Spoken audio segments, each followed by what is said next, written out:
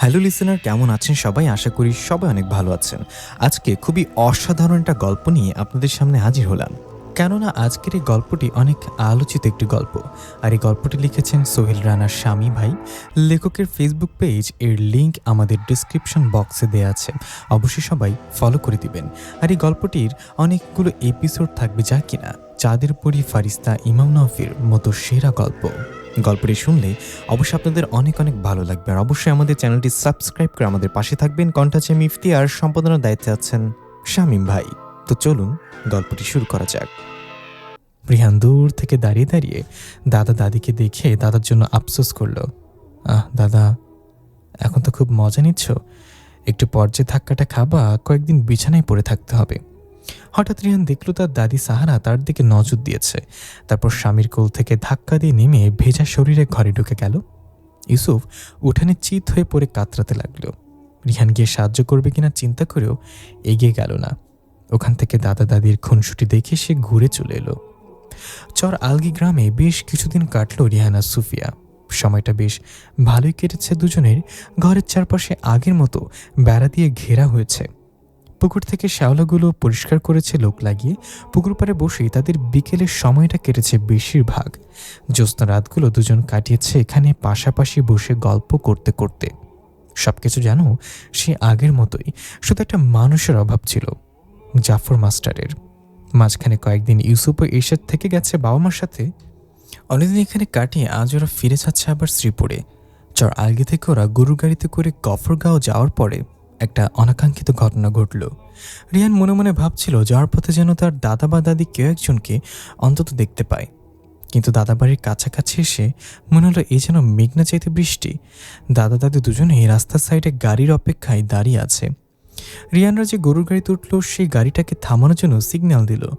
গাড়ি থামিয়ে গারোয়ান জিজ্ঞাসা করলো, কই যাবেন? গফরগাঁও স্টেশনে যাব। বইয়ের হাত ধরে বলল ইউসুফ। ওঠেন। ইউসুফ বইয়ের হাত ধরে প্রথমে তুলল তাকে, তারপর নিজে উঠল। রিহান এবং সুফিয়া একপাশে সরে ওদেরকে জায়গা করে দিল বসতে। ওদেরকে দেখে মিটমিট করে হাসতে লাগলো রিহান। বেশ কয়েকবার রিহানের দিকে তাকিয়ে চোখ সরিয়ে নিল ইউসুফ। রিহানও কিছু বলল না। তারপর একসময় ইউসুফে বলে উঠল, আপনাকে চেনা চেনা লাগছে, কোথায় যেন দেখেছি। গত মাসে আপনাদের বিয়ে গেছে না? আপনাদের বিয়েতেই তো আমরা এসেছিলাম। বলল রিহান। না, তখন না, আরও আগে। কোথায় যেন দেখেছি, বাট মনে করতে পারছি না। মাথা চুলকাল ইউসুফ।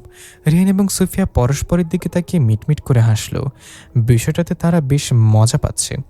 রিহান জিজ্ঞাসা করল, ছোটবেলায় দেখেননি তো? ইউসুফ কি যেন ভেবে বলল, হতে পারে, কিন্তু আপনার বয়সের সাথে মিলছে না। আমার ছোটবেলা মানে তো আপনিও ছোট ছিলেন তখন, কিন্তু আমি আপনার এই চেহারাটাই দেখেছি। ভালো করে মনে করুন তবে। না, মনে করতে পারছি না আসলে। তাহলে আর কি করার? আপনাদের কোলে যখন রহমান আসবে তখন জানাবো আমি কে। রহমান মানে? আমাদের কোলে রহমান কোত্থেকে আসবে? বিয়ে হয়েছে না? আপনাদের বাচ্চা তো হবে, সে বাচ্চার নাম রহমান। এবার পাশ থেকে সাহারা ইউসুফের কানে কানে ফিসফিস করল, লোকটা মনে হয় পাগল। ফিসফিস করে বলল, রিহান কথাটা শুনে ফেলে। সে প্রতিবাদ করে বলল, না না দাদি, তুমি এটা কি বললা? আমি মোটেও পাগল না। নিজের আপদ মস্তক দেখে নিয়ে সাহারার মুখটা হা হয়ে গেল।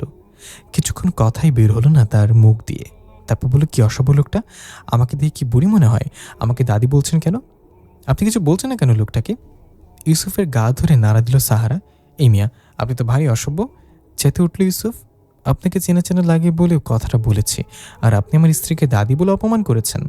দাদা, আপনি শুধু শুধু রেগে যাচ্ছেন, উনি আসলে আমার দাদি। রিহান আর একটু রাগানোর চেষ্টা করলে, অবশ্য সে তো মিথ্যা বলছে না।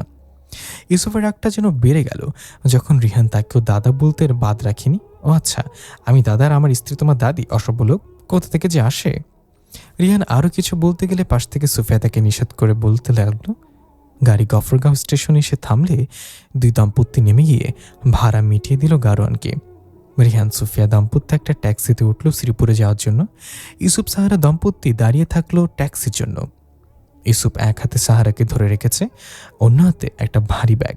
তাদেরকে পাশ কাটিয়ে যাওয়ার সময় ট্যাক্সি থেকে রিহান মুখটা বের করে বলল, দাদা দাদি ভালো থাকবেন, আর শীঘ্রই যেন কোলজুড়ে রহমান আসে। ইউসুফ ধমক দিয়ে কি যেন বলল, বোঝা গেল না। ধমক দেওয়ার সময় হাত থেকে তার ব্যাগটা পড়ে গেল, ওটা তুলতে ব্যস্ত হয়ে গেল সে। আর রিহানদের ট্যাক্সিটা ছুটে চলল শ্রীপুরের দিকে। সুফিয়া গাড়িতে মন্তব্য করলো, দাদা শ্বশুরকে এতটা নাড়া গেলেও পারতেন। সুফিয়ার কথা শুনে রিহানের ভাবটা যেন মনে হলো গুরুত্বপূর্ণ কোনো কথা এড়িয়ে গেছে সে। উফ সুফিয়া, তুমি দাদার সামনে কেন শব্দের উচ্চারণ করনি? কোন শব্দ? এই যে দাদা শ্বশুর শব্দটা। দাদার সামনে এটা বলে চেহারাটা তার বাঁধিয়ে রাখার মতো হতো। আপনিও না। মুখে হাত চেপে হাসতে লাগলো সুফিয়া। ফাওগান গ্রামে ফিরে এলো রিহান আর সুফিয়া।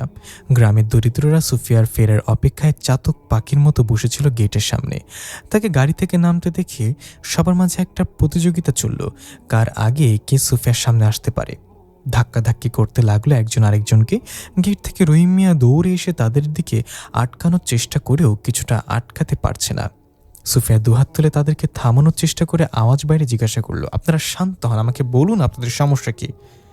একসাথে অনেকজন চিৎকার করে উঠল তখন। সুফিয়া চিৎকারের মাঝ থেকে তাদের উদ্দেশ্যটা জেনে নিল। মূলত নিত্য প্রয়োজনীয় পণ্যর দাম বেড়ে যাওয়ায় এরা ঠিকমতো বাজার করতে পারছে না, খেতে পারছে না, তাই তাদের আহাজারি। প্রতিদিন তারা গেটের কাছে এসে খোঁজ নিত সুফিয়া ফিরেছে কিনা। আজ তার ফেরার কথা জানতে পেরেই সবাই সকাল থেকে অপেক্ষা করে আছে, কারণ তারা জানে আশেপাশে 7 গ্রামের বিত্তবানরা তাদের খালি হাতে ফিরে দিলেও এই একটি দুয়ারে এসে তাদের কখনো মুখ কালো করে ফিরতে হয় না। সুফিয়া সবাইকে সারিবদ্ধ করে দাঁড়িয়ে ভেতরে গেল টাকা আনতে। কিছুক্ষণ পর ফিরে এসে সবাইকে খুশি করল। বেশ কিছুদিন ধরে বাজারে অস্থিরতা চলছে। সকল পণ্যের দাম অতিরিক্ত হারে বেড়ে গেছে, কারণ সরকার পূর্ব পাকিস্তানের ব্যবসায়ীদের উপর ভ্যাট বাড়িয়ে দিয়েছে। কিছুদিন পর পর এভাবে পণ্যের দাম বাড়তেই থাকে। এখানকার মুদ্রা বাজারটা নিয়ন্ত্রিত হতে থাকে পশ্চিম পাকিস্তান থেকেই। গফরগাঁও থেকে ফেরার পথে বেশ কয়েক জায়গায় আন্দোলনরত মানুষের মিছিল চোখে পড়েছিল পণ্যের দাম বৃদ্ধি নিয়ে। আর অনেক অনিয়মের বিরুদ্ধে কথা বলতে হবে জনগণের। ফ্রেশ হয়ে নিজের কক্ষে এসে বসলো সুফিয়া। সুফিয়া এসে মায়ের সাথে দেখা করলো। ছেলেকে বসে আদর করে জিজ্ঞাসা করলো, দুপুরে খেয়েছিস বাপ? হ্যাঁ খেয়েছি। তোমাদের ট্রিপটা কেমন হলো? অসাধারণ হয়েছে, অসাধারণ। আমি জীবনে এত খুশি হইনি। তুমি যে মা এতগুলো লোককে এখন সাহায্য করলে, তুমি কি ভুলে গেছো এদের অনেকেই তোমাকে আর বাবাকে নিয়ে কানাঘুষা করেছিল, খারাপ মন্তব্য করেছিল? ওরা অকৃতজ্ঞ, তাই বলে ওদের অসহায়ের মুহূর্তে আমি ওদের থেকে মুখ ফিরে নিতে পারি না, তাই না বাপ? কিনে কথা হচ্ছে? ফ্রেশ হয়ে তোয়ালেতে মুখ মুছতে মুছতে ঢুকলো রিহান। আসো বাবা বসো। রিহানকে বসার জন্য জায়গা করে দিল ইউসুফ। রিহান বসলো। সুফিয়া তখন রিহানের উদ্দেশ্যে বলে, আচ্ছা আপনি তো বলেছিলেন দেশটা 47 সালে এসে ব্রিটিশ মুক্ত হবে, হয়েছেও তাই। আপনি আবার বলেছিলেন এই দেশটা বাংলাদেশ নামে পরিচিত হবে, সেটা কখন যেন? 1971 সালে। আরও অনেক দেরি। মানুষ এতগুলো বছর আরও কীভাবে এই জুলুমটা সহ্য করবে পাকিস্তান সরকারের? আজকে আমাদের ছোট্ট ফাওগান গ্রামের এই অবস্থা দেখলেন, পুরো পূর্ব পাকিস্তানের কী অবস্থা একবার ভাবুন তো। ওরা এখানকার অর্থ সম্পদ নিজেদের দেশে নিয়ে যাচ্ছে, এখানকার বাজারটা ওরা নিয়ন্ত্রণ করছে, মুদ্রা সব নিয়ে গিয়ে ওদের নিজেদের দেশটার উন্নয়ন করছে। আর আমাদের পূর্ব পাকিস্তান দেখেন, একটা ভালো যোগাযোগ ব্যবস্থা নেই, রাস্তাঘাট ভাঙা, স্কুল কলেজ খুব একটা নেই, যেগুলো আছে ওগুলোতে কেবল সাহেবদের ছেলেমেয়েরা মোটা বেতন দিয়ে পড়তে পারে। পূর্ব পাকিস্তানের বেশিরভাগ ছেলেমেয়ের নিরক্ষর থেকে যাচ্ছে। আর কত এভাবে, আর কত? দীর্ঘশ্বাস ছেড়ে থামল সুফিয়া। জমে থাকা সকল রাগ যেন এক নিঃশ্বাসে উগরে দিল। সুফিয়া থামতে রিহান বলল, মানুষ ধীরে ধীরে নিজেদের অধিকার নিয়ে সচেতন হবে এখন। মানুষ যখন তাদের অত্যাচারে অতিষ্ঠ উঠবে তখন যুদ্ধ নামবে। শেখ মুজিবুর রহমানের নেতৃত্বে 1971 সালে যুদ্ধ করবে। 9 মাস চলবে এই যুদ্ধ, তারপর বাংলাদেশের সৃষ্টি হবে, আমাদের নিজস্ব একটা ভূখণ্ড হবে। যুদ্ধ যখন শুরু হবে আমি থাকবো কিনা জানি না সুফিয়া, তুমি কিন্তু আমাদের ইউসুফকে যুদ্ধে পাঠাবে। বলতে বলতে সুফিয়ার হাত ধরল রিহান। সুফিয়া বলল, যুদ্ধে পাঠাবো? আমার ইচ্ছা আমার ছেলে যুদ্ধ করবে দেশের হয়ে, কিন্তু আপনি না থাকলে ইউসুফেরও যদি কিছু হয়ে যায় যুদ্ধে, আমি কাকে নিয়ে বাঁচবো? কাকে আঁকড়ে ধরে আমার দিন কাটবে? ইউসুফের কিচ্ছু হবে না, তুমি তাকে যুদ্ধে পাঠাবে। ইউসুফ, তুমি দেশের হয়ে যুদ্ধ করবা না বাবা? ইউসুফের দিকে তাকিয়ে প্রশ্ন করল রিহান। হ্যাঁ অবশ্যই, আমি দেশের জন্য যুদ্ধ করব।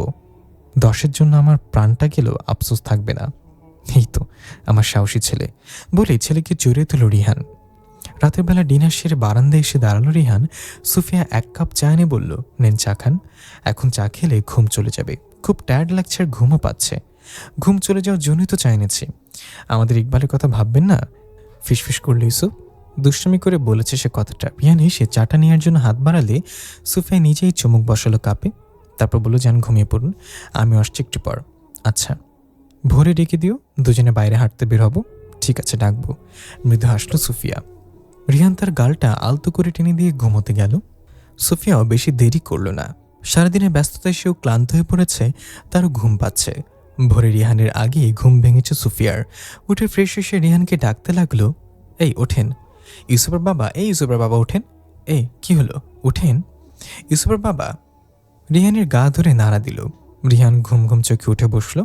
কিছুক্ষণ বসে ঝিমোতে লাগলো। সুফিয়া জিজ্ঞাসা করলো, হাঁটতে যাবেন না? আমি রেডি। যাবো তো ইউসুফের মা। তোমার ইউসুফের বাবাকে ডেকে তোলার জন্য ধন্যবাদ। সুফিয়া হেসে লজ্জা লজ্জা ভাব নিয়ে বলল, নতুন শিখেছি নামটা। আপনার পছন্দ হয়েছে ইউসুফের বাবা? খুব পছন্দ। নামুন তো এবার। জোর করে রিহানকে বিছানা থেকে নামিয়ে ফ্রেশ হতে পাঠালো সুফিয়া। ভোরের কোমল আলোয় হাঁটতে বের হলো দুজন। একটা কোমল হাওয়া বয়ে চলেছে পরিবেশে। সড়কের দুপাশের গাছগুলো হালকা বাতাসে নড়ছে। পাখিরা ডাকাডাকি করছে সুমিষ্ট সুরে। দুপাশের ক্ষেতগুলোতে কৃষকেরা হাল চাষে ব্যস্ত, গরু আর লাঙল নিয়ে। অনেক ভোরে উঠেই এরা তাদের কাজ শুরু করে। সুফিয়াকে দেখে হাত নেড়ে সালাম দিয়ে নমনীয়তা দেখালো কৃষকরা। সুফিয়া তাদের উদ্দেশ্যে হাসি মুখে বলল, খিদে লাগছে আপনাদের? রহিম এসে আপনাদের খাবার দিয়ে যাবে কিছুক্ষণ পর। ওরা হেসে সৌজন্য দেখালো, সমস্যা নেই, খাবার জয়নি আইব, আমরা খায়া নিব। ধীরে ধীরে কোমল হাওয়ায় হাঁটতে লাগলো ওরা। পাশ কাটিয়ে যাওয়ার সময় কয়েকজন জেলে সালাম ঠুকলো। রিহান প্রশ্ন করল, এরা তোমাকে খুব সম্মান করে তাই না? হ্যাঁ, এখানে এসে আমি অনেক সম্মান পেয়েছি। এদের ভালোবাসা পেয়েই হয়তো আমি কিছুটা স্বস্তি পেয়েছি। আপনার শূন্যতার কষ্ট থেকে। দাদা মারা যাওয়ার আগে আমার বাবার ভাগের সম্পদগুলো আমার নামেই লিখে দেন। আমি চেয়েছিলাম আমাকে যেন ওখানে জমি দেয়া হয়, কিন্তু আমার চাচা সেটা মানতে পারেনি। এখানকার জমিগুলো আমাকেই দেয়া হয়। দাদার মৃত্যুর পর এখানে আমি বাড়ি করি, তারপর একদিন চলে আসি। প্রথম প্রথম কষ্ট হলেও এখন ভালোবেসে ফেলেছি জায়গাটাকে। চাচার ওখানে আর যাওয়া হয়নি তাই না? না, ওখানে আর যাওয়া হয়নি। কেন জানি সম্পত্তি ভাগের পর থেকে চাচার আমাকে খুব একটা পছন্দ করতেন না। এখানে আসার আগে আমি প্রথম চাচার ওখানে গিয়েছিলাম। চাচা তোমাকে মৃত মনে করেন এখন। তোমার কথা জিজ্ঞাসা করলেনি, প্রথমে বলতে চাননি, পরে বলেছেন তুমি নাকি মারা গেছো। সুফিয়া কিছু বলল না। কি বলবে আসলে ভেবে পেল না। চাপা কষ্টে শুধু ক্ষীণ একটা হাসলো। রিয়ান পুনরায় বলল, এখন তো আমি এসেছি, আমার শূন্যতাটুকু তো এখন নেই। যতদিন আছি হাসি খুশিতে জীবন কাটাও। তারপর গতি থামিয়ে রিহানের দিকে তাকালো সুফিয়া। রিহানও থামলো। সুফিয়ার প্রশ্নের জবাব নেই তার কাছে। সুফিয়া জবাবটা দিয়ে দিল, তারপর আপনি চলে যাবেন দ্বিগুণ শূন্যতা উপহার দিয়ে। ওই যে বললাম, নিয়তি হয়তো এমনটা চাচ্ছে। নিয়তি, আমার নিয়তিটাই খালি এমন। সামনে হাঁটতে লাগলো সুফিয়া। আপনি চলে যাবেন, আমার কোলে ইকবাল আসবে। ইকবাল বড় হয়ে যখন জানতে চাইবে তার বাবা কোথায়, আমি কি জবাব দেব? রিহান চুপ হয়ে রইল। সুফিয়া তার একটা বাহু শক্ত করে ধরে হাঁটতে হাঁটতে বলল, ইউসুফা প্রথম প্রথম জিজ্ঞাসা করত ওর বাবা কোথায়। বলতাম মারা গেছে। পরে যখন আস্তে আস্তে ওর বুদ্ধি হতে লাগলো, ওকে সব খুলে বলি। ছেলেটা আমার সব কিছু বুঝেছিল। পরে সেই আমাকে সান্ত্বনা দিত, আপনার অভাবটা বুঝতে দিত না। রিহান চুপ করে শুনতে লাগলো সুফিয়ার কথা। সুফিয়া কিছুক্ষণ চুপ থেকে পুনরায় বলল, আপনি যখন থাকবেন না তখন আপনার দেয়া দুটি উপহারকেই আঁকড়ে ধরে কাটাবো বাকি জীবনটা। আর অপেক্ষা করব ভবিষ্যতে গিয়ে আপনার দেখা পাওয়ার। আচ্ছা, ভবিষ্যতে কি আপনার সাথে আমার সময় কাটে? হ্যাঁ, আমরা একসাথে অনেক সময় কাটাই। স্বামী স্ত্রী হয়ে কি আমরা থাকতে পারি? রিহান চুপ করে থাকে। সুফিয়া বুদ্ধিমতী তাই বুঝে ফেলে। সে বলে, কিভাবে স্বামী স্ত্রী হয়ে থাকবো আমরা? আপনি তো তখন এইরকম তাগড়া জোয়ান থাকবেন, আর আমি হয়ে যাব বুড়ি। গায়ের চামড়ায় ভাঁজ পড়বে, চুল পেকে যাবে, হয়তো কুঁজো হয়ে হাঁটবো। কি করে সম্ভব স্বামী স্ত্রী হয়ে থাকার? রিহান সুফিয়ার শেষ কথাটা কাটিয়ে মাঝখানের কথাটা জবাব দিল, তুমি কখনো কুঁজো হয়ে হাঁটবে না। বয়স বাড়লেও তোমাকে এতটা বয়স্ক বলে মনে হবে না। চুল পেকে যাবে কিন্তু শক্ত সামর্থ্য থাকবে। তাই? তাই। মাথা ঝাঁকালো রিহান। রোদ উঠে গেছে ততক্ষণে। ওরা হাঁটতে হাঁটতে অনেকটা দূরে চলে এসেছে। পরে ঘরের দিকে হাঁটা ধরল। ঘরের কাছাকাছি এসেই এক লোককে দেখে সুফিয়া বলল, আপনাকে একটা হিন্দু লোকের কথা বলেছিলাম না, যার পরিবারের সবাই কলকাতা চলে গেছেন? ইনি সেই লোক। চলো লোকটাকে ঘরে নিয়ে যাই, আমাদের সাথে খাবার খাবে আজ। তখন সুফিয়া লোকটার উদ্দেশ্যে ডাক দিল, কাকা কেমন আছেন? চলেন আজকে আমাদের সাথে খাবেন। না না মা, আমি খেয়ে নেব। হেসে সৌজন্য দেখানো লোকটা। সুফিয়া রিহানকে দেখিয়ে বলল, কাকা আপনার ছেলে একটু পরিচয় হতে চায় আপনার সাথে। আসেন না, আপনার ছেলের সাথে বসে একবেলা খাবার খাবেন। ঠিক ঠিক আছে মা, তোমরা যাও, আমি আসছি। আসবেন কিন্তু। লোকটা মাথা কাত করে সায় দিল। সুফিয়া রিহানকে নিয়ে ঘরে ঢুকলো। হাত মুখ ধুয়ে সামনের কক্ষে বসল রিহান। সুফিয়া খাবার খাচ্ছে। কিছুক্ষণ পর ওই লোকটা এলো। রিহান তাকে চেয়ার দেখে বলল, কাকা বসেন এখানে। একটা খাবারের প্লেট এগিয়ে দিল রিহান। লোকটা হেসে বসল। রিহান তার নাম জিজ্ঞাসা করলে লোকটা তার নাম বলল হরেশনাথ। রিহানও নিজের নাম বললে উনি তখন হেসে বললেন, আমি আপনার সম্পর্কে প্রথম দিনই জেনেছি। আমাদের সুফিয়ার প্রতি আপনি। আমাকে দয়া করে তুমি করে বলুন। আপনার ছেলের মতোই তো আমি। নিন, খাবারটা নিন। বলে নিজের ওনার প্লেটে খাবারটা বেড়ে দিল রিহান। পরে দুজনে খেতে খেতে কথা বলতে লাগলো। রিহান কথাটা তুলল, শুনলাম আপনার পরিবার কলকাতায় চলে গেছে কাকা। হ্যাঁ বাবা, ওরা ওখানেই থাকে এখন। আসলে কি হয়েছিল কাকা? ওই কাশ্মীরে তোমাদের নবীর মাথায় নাকি একটা চুল মসজিদ থেকে চুরি হয়ে গেছে। চুরির দোষটা হিন্দুদের উপর চাপিয়ে দাঙ্গা বাঁধায়। পরে চুলটা বসে পাওয়া যায়। কোনো হিন্দু এ কাজ করেনি। হতে পারে কোনো একটা স্বার্থন্বেষী পক্ষ চেয়েছিল হিন্দু মুসলিমের দাঙ্গা বাঁধাতে। আপনাদের উপর আক্রমণ হয়েছিল, তাই নাকি? হ্যাঁ, আমাদের ঘরবাড়ি ভেঙে দেয়, আমাদের মারধর করে। আমার বৃদ্ধা ওয়াইফ ছিল অসুস্থ, লাথি মারে তাকে। আমার বড় ছেলেটাও রেগে গিয়ে উল্টো মারতে গেলে তাকে সবাই মিলে মারতে মারতে বেহুশ করে ফেলে। আর্মি সেনারা এসে তখন ওদের কিছু বলে না কাউকে। আমাদের ঘরের সব পুরুষ লোককে ধরে নিয়ে যায়, 1 মাস আটকে রেখে ছেড়ে দেয়। থ্রেট দেয় আমাদের দেশ ছেড়ে দিয়ে চলে যেতে। পরে পরিবারের সবাই কলকাতায় চলে যাওয়ার সিদ্ধান্ত নেয়। আমাকে যেতে বলে, কিন্তু আমি যাইনি। শুনলাম আপনার ওয়াইফকে খুব ভালোবাসতেন আপনি। হ্যাঁ, সবাই তো নিজের ওয়াইফকে ভালোবাসে। হেসে কষ্ট ঢাকার চেষ্টা করেন হরেশনাথ। রিয়ান কণ্ঠটা নরম করে প্রশ্ন করে, তাহলে আপনি যাননি কেন ওদের সাথে? ওদের ছাড়া কষ্ট হয় না? কষ্ট তো হয় বাবা। আমি আমার পরিবারকে যেমন ভালোবাসি তেমন ভালোবাসি এখানকার মাটিকে। এখানে আমার জন্ম, এখানেই শেষ নিঃশ্বাসটা ফেলতে চাই। রিয়ান আর প্রশ্ন করল না। সে বুঝল জাতিভেদে দেশকে ভাগ করা গেলেও মন থেকে কখনো জন্মভূমির প্রতি ভালোবাসা মোছা যায় না। হরেশনাথকে সান্ত্বনা দিয়ে এসে বলল, দুঃখিত কাকা, পরিবারের কথা মনে করিয়ে আপনাকে কষ্ট দিলাম। পরিবারের কথা তো সবসময় মনেই থাকে বাবা, নতুন করে মনে করিয়ে দেওয়ার কি আছে? বলতে বলতে মাথাটা নিচু করে এক গ্রাস খাবার তুললেন মুখে হরেশনাথ। চোখ বেয়ে টুপ করে 1 ফোঁটা অশ্রু মিশে গেল তার খাবারের সাথে। রিহান দেখেও না দেখার ভান করে চুপ করে খেতে লাগলো। রিয়ান খাবার শেষ করে হাত মুছতে মুছতে বলল, কাকা, মুসলমানদের উপর হয়তো আপনার রাগ থাকতে পারে, কিন্তু এতে মুসলমানদের কোনো দোষ নেই। কিছু উগ্র লোক সবখানেই থাকে। মুসলমান হিন্দু সব জাতিতেই এরকম উগ্র লোক থাকে। আমি একটা ঘটনা জানি, 1944 সালের ঘটনা। ওটা হয়তো আপনিও শুনেছিলেন। তখন কাদের মিয়া নামের এক মুসলিম দিনমজুর ছিল, খুবই দরিদ্র লোক। একদিন কাজে বের না হলে পরে পরিবারকে উপোস থাকতে হয়। তো সেই সময় হিন্দু মুসলিমের দাঙ্গা বাঁধে। কাদের মিয়াকে কাজে যেতে হবে কলকাতার একটা হিন্দু পাড়ায়। বেশিরভাগ লোক ওখানে হিন্দু। তার স্ত্রী তাকে নিষেধ করে যেত, কিন্তু ছেলে মেয়ের শুকনো চেহারার দিকে তাকিয়ে সে কাজে বের হয়। হিন্দু পাড়ায় যখন সে যায়, অনেক হিন্দুরা তাকে মারতে আসে, তার পেটে এবং পিঠে ছুরি চালায়। কাদের মিয়া রক্তাক্ত হয়ে পড়ে গিয়ে পানি খেতে চায়, কেউ তাকে পানি খেতে দেয়নি। বাঁচার জন্য সবার সাহায্য চায়, কিন্তু কেউ তাকে সাহায্য করতে এগিয়ে আসেনি। তখন ওখানকার স্থানীয় একটা 11 বছরের মুসলিম বাচ্চা তাকে 1 গ্লাস পানি এনে দেয়। সে পানি খায়। ওই ছেলেটার বাবা তাকে হাসপাতালে নিয়ে যায়।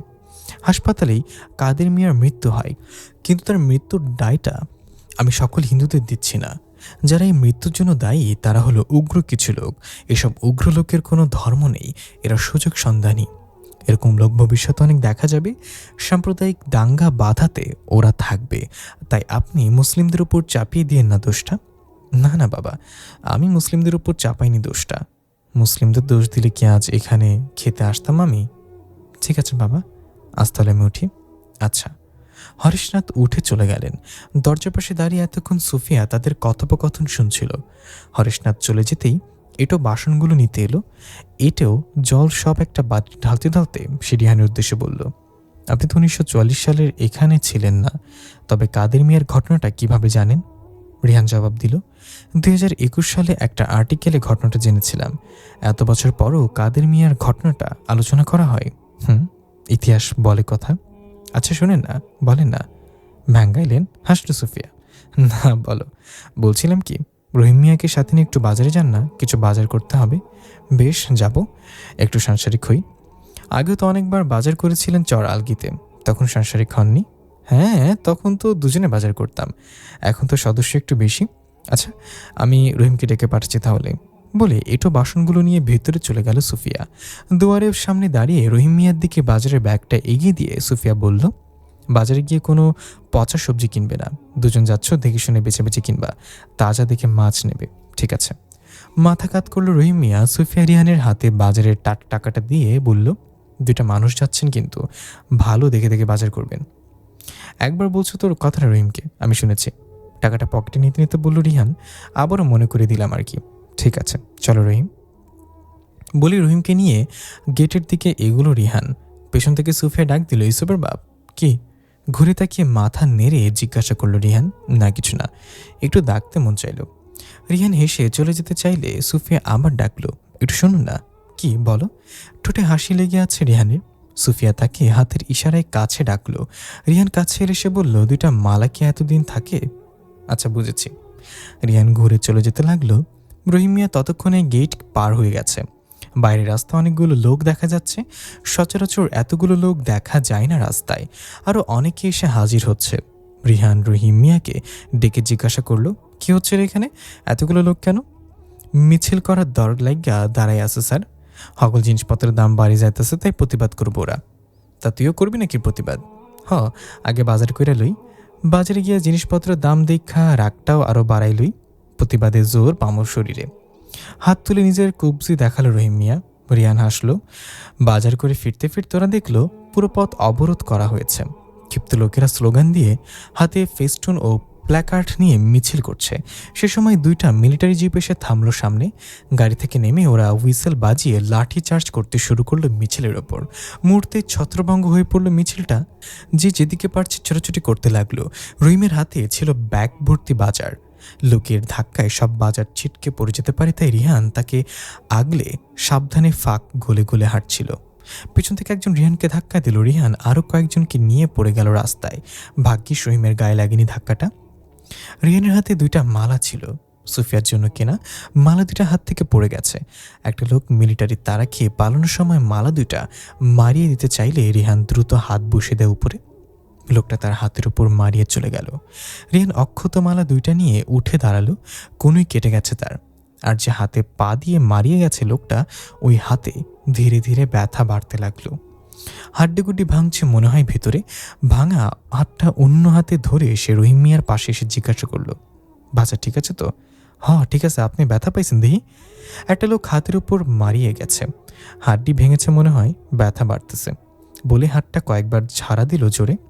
রাস্তার একপাশে একটা গাছের আড়ালে নিরাপদে দাঁড়িয়েছে ওরা। কয়েক মিনিটের মধ্যেই মিলিটারিরা রাস্তাটা ফাঁকা করে দিল। তখন রিহান রহিম মিয়াকে বলল, চলো রহিম মিয়া, রাস্তা ফাঁকা হয়েছে। স্যার জামু, মিলিটারি যদি কিছু জায়গায় কি কমো? আমরা তো বাজার করে ফিরছি, হাতে বাজার দেখলে হয়তো কিছু বলবে না। ঠিক আছে চলেন। রাস্তায় এসে ঘরের দিকে হাঁটলো দুজন বাজার নিয়ে। একটা মিলিটারি সামনে দাঁড়ালো, জিজ্ঞাসা করলো, কন হ্যাঁ আপ লোক? রহিমে উর্দু জানে না, ভাঙা ভাঙা উর্দুতে বলল, হাম বাজার লিয়া আতা হো স্যার। বাজার বাজার। বাজারের ব্যাগটা তুলে দেখালো।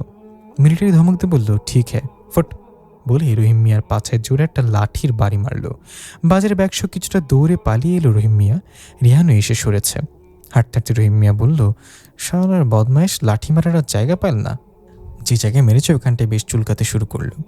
রহিম মিয়া আর দু হাতে বাজার থাকায় বেচারা চুলকাতে পারছেন না। রিয়ানকে সে বলল, স্যার আমার হাতের বাজারটা একটু লাইবেন আপনি। কেন? একটা পলিথিনে কিছু মাছ, এগুলো তোমার ভারী লাগছে। স্যার একটু লন না, আমি একটু পর আবার নিমু। কী হচ্ছে বলো তো রহিম মিয়া? রিয়ান আন্দাজ করতে পারল, তাই সেও মজা করতে লাগলো। স্যার কিছু হয় নাই, একটু লইবেন, আমার হাতে ব্যথা পাইছি দেখছো না? অন্য হাতে একটু লন না স্যার। এই হাতে মালা দেখছো না? এবার রহিম মিয়া সহ্য করতে না পেরে থমকে দাঁড়িয়ে চিল্লায় উঠল, স্যার হয় বাজারটা একটু লন, আর না হয় আমার পেছনটা একটু চুলকায় দেন। রিয়ান তার অবস্থা দেখে হাসতে হাসতে নিজের হাতের ব্যথাটা ভুলে গেল। তারপর অন্য হাতটা বাড়ি দিয়ে বলল, দাও, মাছের পলিথিনটা আমাকে দাও। রহিম মিয়া দ্রুত বাজারটা রিহানের হাতে দিয়ে পেছনটা চুলকাতে চুলকাতে হাঁটতে লাগলো আর বিড়বিড় করে মিলিটারিদের গালি দিতে লাগলো। রিহান বলল, এভাবে বিড়বিড় না করে সাহস থাকলে ওদের সামনে গিয়ে গালি দাও। চুলকানি থামিয়ে রহিম মিয়া বলল, ওই মিলিটারি বাচ্চার একা পায়ালই আমি খাইছি ওরে। হ্যাঁ, ও তোমার মার খাওয়ার জন্য তো একা তোমার সামনে এসে দাঁড়াবে, তাই না? দ্রুত পা চালাও, এমনিতে দেরি হয়ে গেছে। সুফিয়া চিন্তা করতে পারে। রহিম মিয়া আরেকবার পেছনটা চুলকিয়ে দ্রুত হাঁটতে লাগলো। সুফিয়া আগে থেকে গেটে দাঁড়িয়েছিল। মিলিটারি লাঠিচার্জের ঘটনাটা তার কানে এসেছে, তাই রিহানদের জন্য চিন্তায় অস্থির হয়ে আছে। ঘামছে সে, শাড়ির আঁচল দিয়ে ঘন ঘন ঘাম মুচ্ছে। যখন দেখলো রিহানরা ফিরে আসছে তখন যেন সে স্বস্তির নিঃশ্বাস ফেলল। কাছে আসতে সে জিজ্ঞাসা করলো, মিলিটারির আপনাদের কিছু করেনি তো? না, শুধু রহিমের পশ্চাৎ দেশে একটা বাড়ি মেরেছে, বলল রিহান। রহিম মিয়া নিজেরটা চাপা দিতে তাড়াতাড়ি করে বলল, সারাতে ব্যথা পাইছে, পইরা গিয়ে কোনে সিল লাগেছে গা। কি হচ্ছে দেখি, বলে রিহানের হাত থেকে বাজারের ব্যাগটা নিয়ে অন্য হাতে দেখতে লাগলো। হাতটা ধীরে ধীরে অনেকটা ফুলে গেছে। দেখে উত্তেজিত হয়ে বলল, কি করে হলো এটা? ধাক্কা খেয়ে পড়ে গিয়ে কোনেই কেটে গিয়েছিল। তখন মিলিটারি ধাওয়া খেয়ে একজন পালানোর সময় আমার হাতটা মারিয়ে গেছে। স্যার একটা জিনিস লুকাইতেছে, মন্তব্য করল রহিম মিয়া। রিহান চোখ টিপে নিষেধ করলো তাকে যেন কিছু না বলে। সুফিয়া চোখ রাঙিয়ে বলল, রহিম মিয়া কি হচ্ছে বলো। রহিম মিয়া এবার সত্যিটা বলে দিল। সার্জন পইরা গেছিল, তখন হাত থেকে মালা দুইটাও পইরা যায়। ওর মালা দুইটাতে এক লোক পালানোর সময় পা দিয়া মারাইবার গেছিল। ওই সময় স্যার নিজের হাতটা মালার উপর রাখা দেয়, যাতে মালা দুইটার কিছু হইবার না পারে। সুফিয়া একবার রিহানের দিকে তাকালো, আরেকবার রহিম মিয়ার দিকে তাকালো। তারপর রহিম মিয়ার অন্য হাতে মাছের পলিথিনটা দিয়ে বলল, বাজারগুলো রান্নাঘরে রেখে তাড়াতাড়ি রূপবান খালাকে ডেকে নিয়ে আসো। রূপবান খালা তেল দিয়ে মালিশ করে দিবে। ঠিক আছে। রহিম মিয়া বাজার নিয়ে ভেতরে চলে যেতে লাগলো। সুফিয়া রিহানের ভালো হাতটা ধরে টানতে টানতে বলল, আপনি আমার সাথে আসেন। রিহানকে নিয়ে নিজের কক্ষে গেল সুফিয়া। তারপর জিজ্ঞাসা করলো, এমনটা করলেন কেন? এখন ভালো হয়েছে না? তোমার জন্য মালা কিনছিলাম, মালা দুটো পিষে দিত, নরম কণ্ঠে বলল রিহান। সুফিয়া ডান হাতটা বাড়িয়ে বলল, কই দেখি মালা দুইটা। রিহান সুফিয়ার হাতে মালা দুইটা দিলে সুফিয়া রাগে ছিঁড়ে ফেলে জানলা দিয়ে ছুঁড়ে মারল মালা দুইটা। তারপর রিহানের বুকে ঝাঁপিয়ে পড়ে গলা জড়িয়ে ধরে কাঁদতে কাঁদতে বলল, আমার কাছে আপনি সব, কেন দুইটা মালার জন্য নিজেকে এভাবে কষ্ট দিলেন আপনি? রিহান ও সুফিয়াকে জড়িয়ে ধরে বলল, আর হবে না। কাঁদতে হয় নাকি? দেখি, শান্ত হও। রহিম মিয়া লোকটার বিশ্বাস নাই, যে কোনো মুহূর্তে রুমে এসে আমাদের এভাবে দেখে ফেলতে পারে। রিহানের কথা শুনে কাঁদতে কাঁদতে হেসে ফেলল সুফিয়া। অশ্রু ভেজা চোখে দুটো লাল করে উঠল তার। রিহান তার চোখ দুটো মুছে দিল। 1965 সালের 20 জুলাই রিহানের অতীতে আসার প্রায় 1 বছর 2 মাস হতে চলল। এই 1 বছর 2 মাসে সে ভালোই সময় কাটিয়েছে অতীতে। সুফিয়াকে নিয়ে ঘন ঘন এদিক ওদিক যাওয়া হলেও এখন তেমন যেতে পারে না, কারণ সুফিয়া এখন প্রেগনেন্ট। তাদের ইকবাল খুব শীঘ্রই আসতে চলেছে। সুফিয়ার কক্ষে ঢুকল রিহান। সুফিয়া বিছানায় শোয়া অবস্থায় ছিল। রিহানকে দেখে উঠে বসে জিজ্ঞাসা করল, কোথাও যাচ্ছেন নাকি? হ্যাঁ, বেরোতে যাচ্ছি একটু, গফরগাঁও যাব। ইসুফকেও সাথে নিতে চাচ্ছি, কিন্তু আমার এই অবস্থা আপনারা দুজন ওদিকে চলে গেলে এদিকটা কে দেখবে? চলে আসবো তো সন্ধ্যা হতে হতে। কেন যাচ্ছি জানো? কেন? মৃদু হেসে আগ্রহ প্রকাশ করল সুফিয়া। শুনলে তো তোমারও যেতে ইচ্ছে করবে, অবস্থায় তো যেতে পারবে না। থাক, না বলি তোমাকে। বলেই উঠে যেতে চাইলে সুফিয়া তার হাত ধরে বলল, না না, বলুন আপনি। রিহান বুঝলো সুফিয়া কথাটা বের না করে তাকে যেতে দেবে না, তাই ওর উত্তেজনাটা আরেকটু বাড়াতে রিহান বলল, থাকে, বাধ্য, শুনতে হবে না, শুনলে মন খারাপ হবে তোমার, যেতে পারবে না বলে। সুফিয়া রিহানের হাতটা আরও শক্ত করে ধরে হেসে হেসে বলল, মজা করবেন না, বলতে বলেছি। না, শুনে মন খারাপ হবে, আমার পাখিটার মন খারাপ হোক আমি চাই না। বলেই আলতো করে সুফিয়ার গাল টেনে দিল রিহান। সুফিয়া এবার বাচ্চাদের মতো হাত পা ছেড়ে বায়না ধরল, হ্যাঁ বলতে বলছি, খুব খারাপ হবে কিন্তু না বললে। রিহান তার অবস্থা দেখে হাসতে হাসতে বলল, হয়েছে হয়েছে, আমার বাচ্চা বউ একটা। সুফিয়া থুতনি ধরে আলতো করে নাড়া দিল রিহান। বলে না এবার, আজকে কয় তারিখ জানো? 20 জুলাই। শুনেছি এই দিনে রহমান সাহেবের জন্ম হয়েছে। কোন রহমান? ভুরু কোচকালো সুফিয়া। ঠিক যেন মনে করতে পারছে না সে নামটা। আরে তোমার শ্বশুর, আমার বাবা রহমান সাহেব। এবার সুফিয়ার মুখটা হা হয়ে গেল। তারপর আবার বায়না ধরে বলল, এই না না, আমিও যাব, দেখবো আমার পিচ্চি শ্বশুর সাহেবকে। তুমি আপাতত আমাদের ইকবালের যত্ন নাও, কেমন? সুফিয়ার পেটে শাড়ির উপর আলতো করে চুমু খেল রিহান। সুফিয়া করতে লাগলো। তারপর মিষ্টি সুরে শাসিয়ে বলল, তাড়াতাড়ি ফিরবেন কিন্তু, আমাকে ছাড়া অত ঘোরাঘুরি করতে হবে না, দেখেই চলে আসবেন। সন্ধ্যায় ফিরবো আমরা বাপ ছেলে মিলে। ইউসুফ কই? ও তো নাই মনে হয়। ও হয়তো বাইরে আছে, স্টেশনে পাবো ওকে। বলেই দরজার দিকে এগুলো রিহান। পেছন থেকে সুফিয়া বলল, সাবধানে যাবেন, ওখানে গিয়ে আবার ওদের সাথে ঝগড়া করে না কেমন? ধুর না, কি যে বলো, ওরা আমার পূর্বপুরুষ, ওদের সাথে কি ঝগড়া করতে পারি? একটু মজা করি আর কি। ফিরে তাকিয়ে বলল রিহান, ওরা তো আর জানে না আপনি ওদের বংশধর, আপনি মজা করতে গিয়ে ওরা যদি আপনাকে মারতে আসে তখন? তার চেয়েও তো বেশি করেছিল, আমাকে ব্রিটিশদের হাতে ধরিয়ে দিতে চেয়েছিল, বলে গেছ? আমি পরে তোমাদের ওখানে পালিয়ে গিয়েছিলাম রাতে। তাই বলছি বুঝে শুনে কথা বলবেন ওদের সাথে। ঠিক আছে, সাবধান করার জন্য ধন্যবাদ। বলে রিহান বেরিয়ে গেল। গেট থেকে বের হওয়ার সময় রহিম মিয়া জিজ্ঞাসা করলো, স্যার কোনানে যাইতেছেন? হ্যাঁ, তোর জন্য বউ দেখতে যাচ্ছি, যাবি সাথে? যা, কি যে কন স্যার, আমার বউ কেটা দিব? আরেকজনের বউ তোরে দিব কেন? বিবাহিত মেয়েদের দিকে চোখ দিস নাকি? তবা তবা, দাঁত দিয়ে জিপ কামড়ে দুগালে আলতো করে চড় খেল রহিম মিয়া। আপনি স্যার খালি মজা করেন আমার লগে। মজা করব কেন? এত বয়স হচ্ছে, তুই বিয়ে করছিস না কেন বলতো? কিছুদিন পর আমার ছেলেকে বিয়ে করাবো, আপনারা যদি একটু নজর দিতেন তয় আমার বিয়েটা হইয়া যাইতে এতদিনে। আপনারা তো নজরই দেন না। তোর গ্রামের বাড়ি যেন কই রে? ওইখানে বাবা মা কেউ নেই? মুন্সীগঞ্জে গ্রামের বাড়ি, মা বাবা কেউ বাইসা নাই স্যার, আমরা ছোটকালে মাইরা গেছে আমারে। এক চাচা ছিল, ওনার কাছে থাকতাম, তয় আমরা তেমন পছন্দ করতো না ওরা। একদিন সব থুইয়া এইখানে চলে আসি, এক গেরস্তের বাড়িতে থাকতাম, ওদের গরু মহিষ দেখাশোনা করতাম, ওরা 3 বেলা খাওয়ানো দিত। ওইখান থেকে সুফিয়া ম্যাডাম একদিন লইয়া আইসে আমারে। আজ 10 বছর ধরে এই বাড়িতে থাই। ম্যাডাম আমারে খাইত দেয়, পড় দেয়, ট্যাও দেয়। কয় টাকা জমিয়েছিস? বিয়ে করার মতো টাকা হয়েছে তো? হয়েছে। আপনারা এবার মাইয়া দেখেন। রহিমিয়া এবার লজ্জা পেল। ওরে বিয়ের কথা বলিস, আবার লজ্জা পাস? তা কেমন পছন্দ তোর? আপনারা যেমন মেয়ে আইনা দিবেন। মাথা নিচু করে বলল রহিম মিয়া। গেট দিয়ে তখন ভেতরে ঢুকল ইউসুফ। সে জিজ্ঞাসা করলো, কিনে কথা হচ্ছে? রহিম ভাই কি এনে দেওয়ার কথা বলছে? রহিম মিয়া বিয়ে করতে চায়, দেখো দেখো কিভাবে লজ্জা পাচ্ছে। হেসে উঠল রিহান। রহিম মিয়া লজ্জায় আর মুখ তুলতে পারল না। ইউসুফ বলল, হ্যাঁ রহিম ভাইয়ের বয়স বেড়ে যাচ্ছে, একটা বিয়ে করা উচিত তার। রহিম মিয়া এবার আরও বেশি লজ্জা পেল। রিহান তার মাথার চুলগুলো এলোমেলো করে দিয়ে বলল, ওরে বাবা, লজ্জায় মুখ তুলতে পারছে না একেবারে। আমার পরে তোমার জন্য পাত্রী দেখতে যাব। এখন আপাতত আমি আর আমার ছেলে একটু ঘুরতে যাব। কই যাব বাবা? প্রশ্ন করল ইউসুফ। গফরগাঁও যাবো, রেডি হয়ে আসো।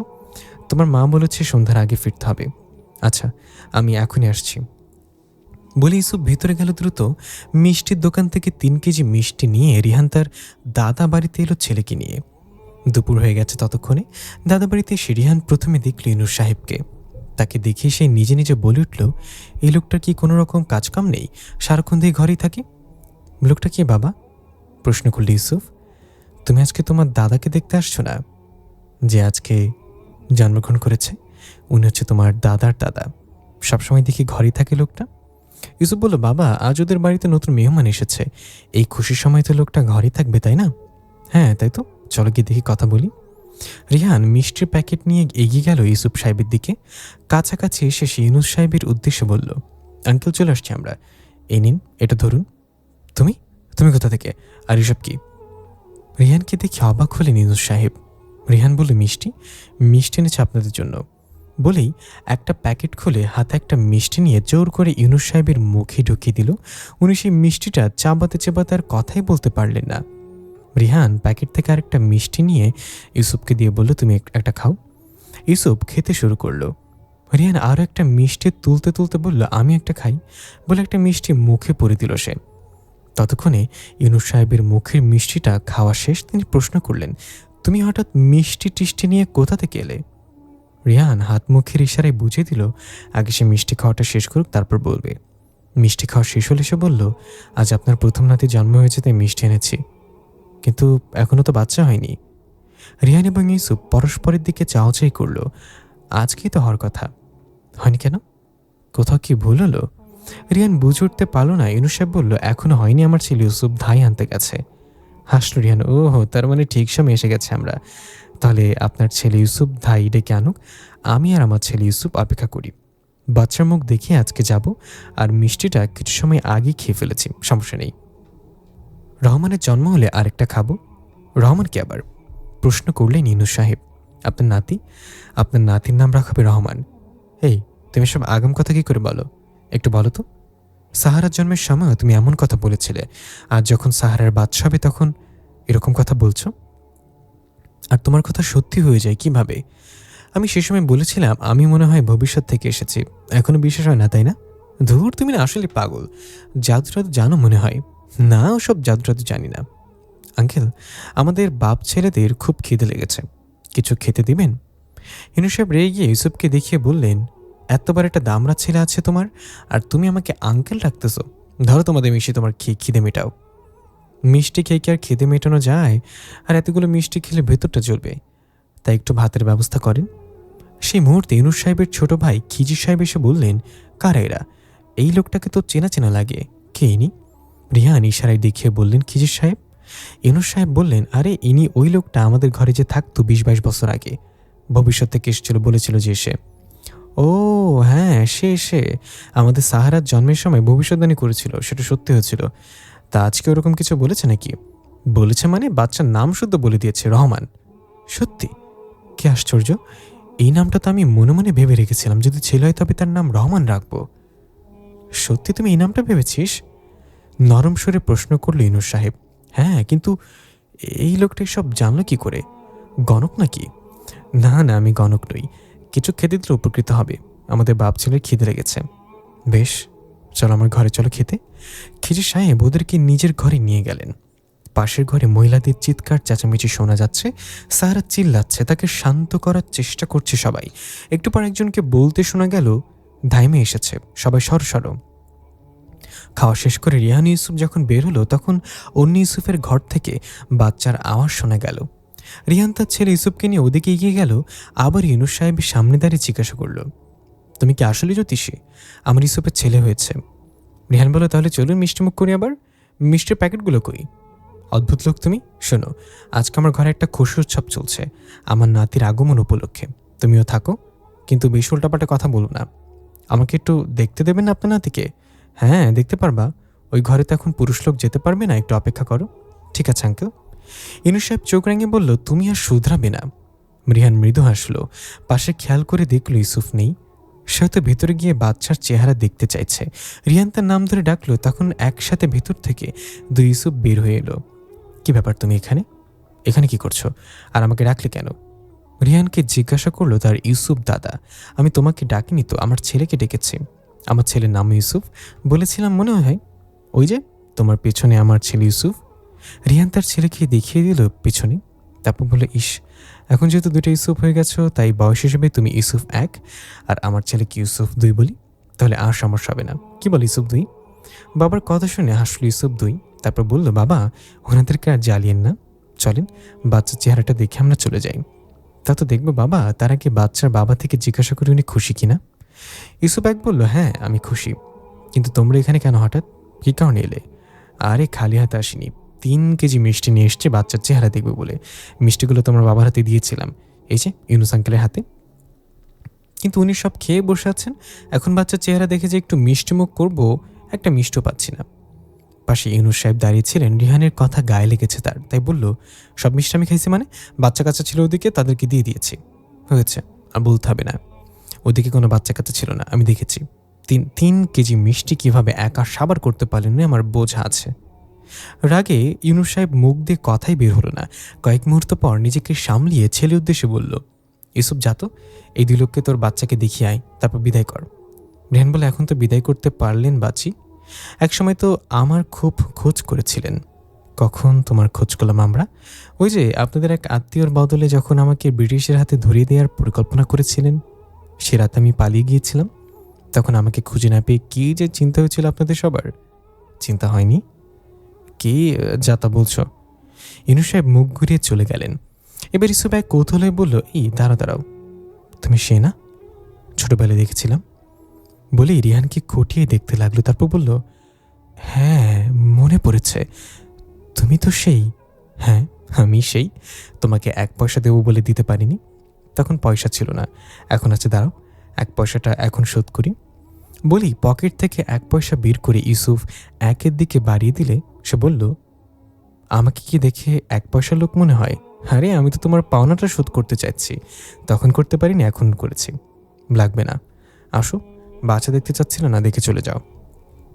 ঠিক আছে, চলো দেখে আসি। ইউসুফ চলো। ছেলেকেও ডাকল রিহান। ওই সময় মসজিদের হুজুর এলো নবাগত বাচ্চার কানে আজান দিতে। বাচ্চাকে আতুর ঘর থেকে অন্য ঘরে আনা হলো। হুজুর বাচ্চাকে কোলে নিয়ে ডান কানে আজান ও বাম কানে ইকামত দিয়ে দোয়া পাঠ করল। তারপর বাচ্চাটা ফিরিয়ে দিল বাবার কাছে। বাড়ির অন্যান্য পুরুষরা এবার বাচ্চার মুখ দেখতে এলো। ইনুস সাহেব এলেন। তিনি ছেলে ইউসুফের কোল থেকে বাচ্চাটা কোলে নিয়ে আদর করতে লাগলেন। তখন রিহান বলল, হয়েছে, একজন এতক্ষণ আদর করলে আমার কখন করবো আমরা? দেন, আমার কোলে দেন একটু। বলে রিহান কোলে নিল। এক অকল্পনীয় ঘটনার সাক্ষী হলো সে। ছেলের কোলে বাচ্চা বয়সী বাবা। এই বাচ্চাটা একদিন বড় হবে, বিয়ে করবে, তারপর তারও একটা বাচ্চা হবে। সেই বাচ্চাটাই তখন কোলে নিয়ে দাঁড়িয়ে আছে। কি অদ্ভুত! মুগ্ধ হয়ে চেয়ে রইল রিহান তার বাচ্চা বয়সী বাবার দিকে। এমনভাবে চেয়ে রইল যেন তার হুঁশ নেই।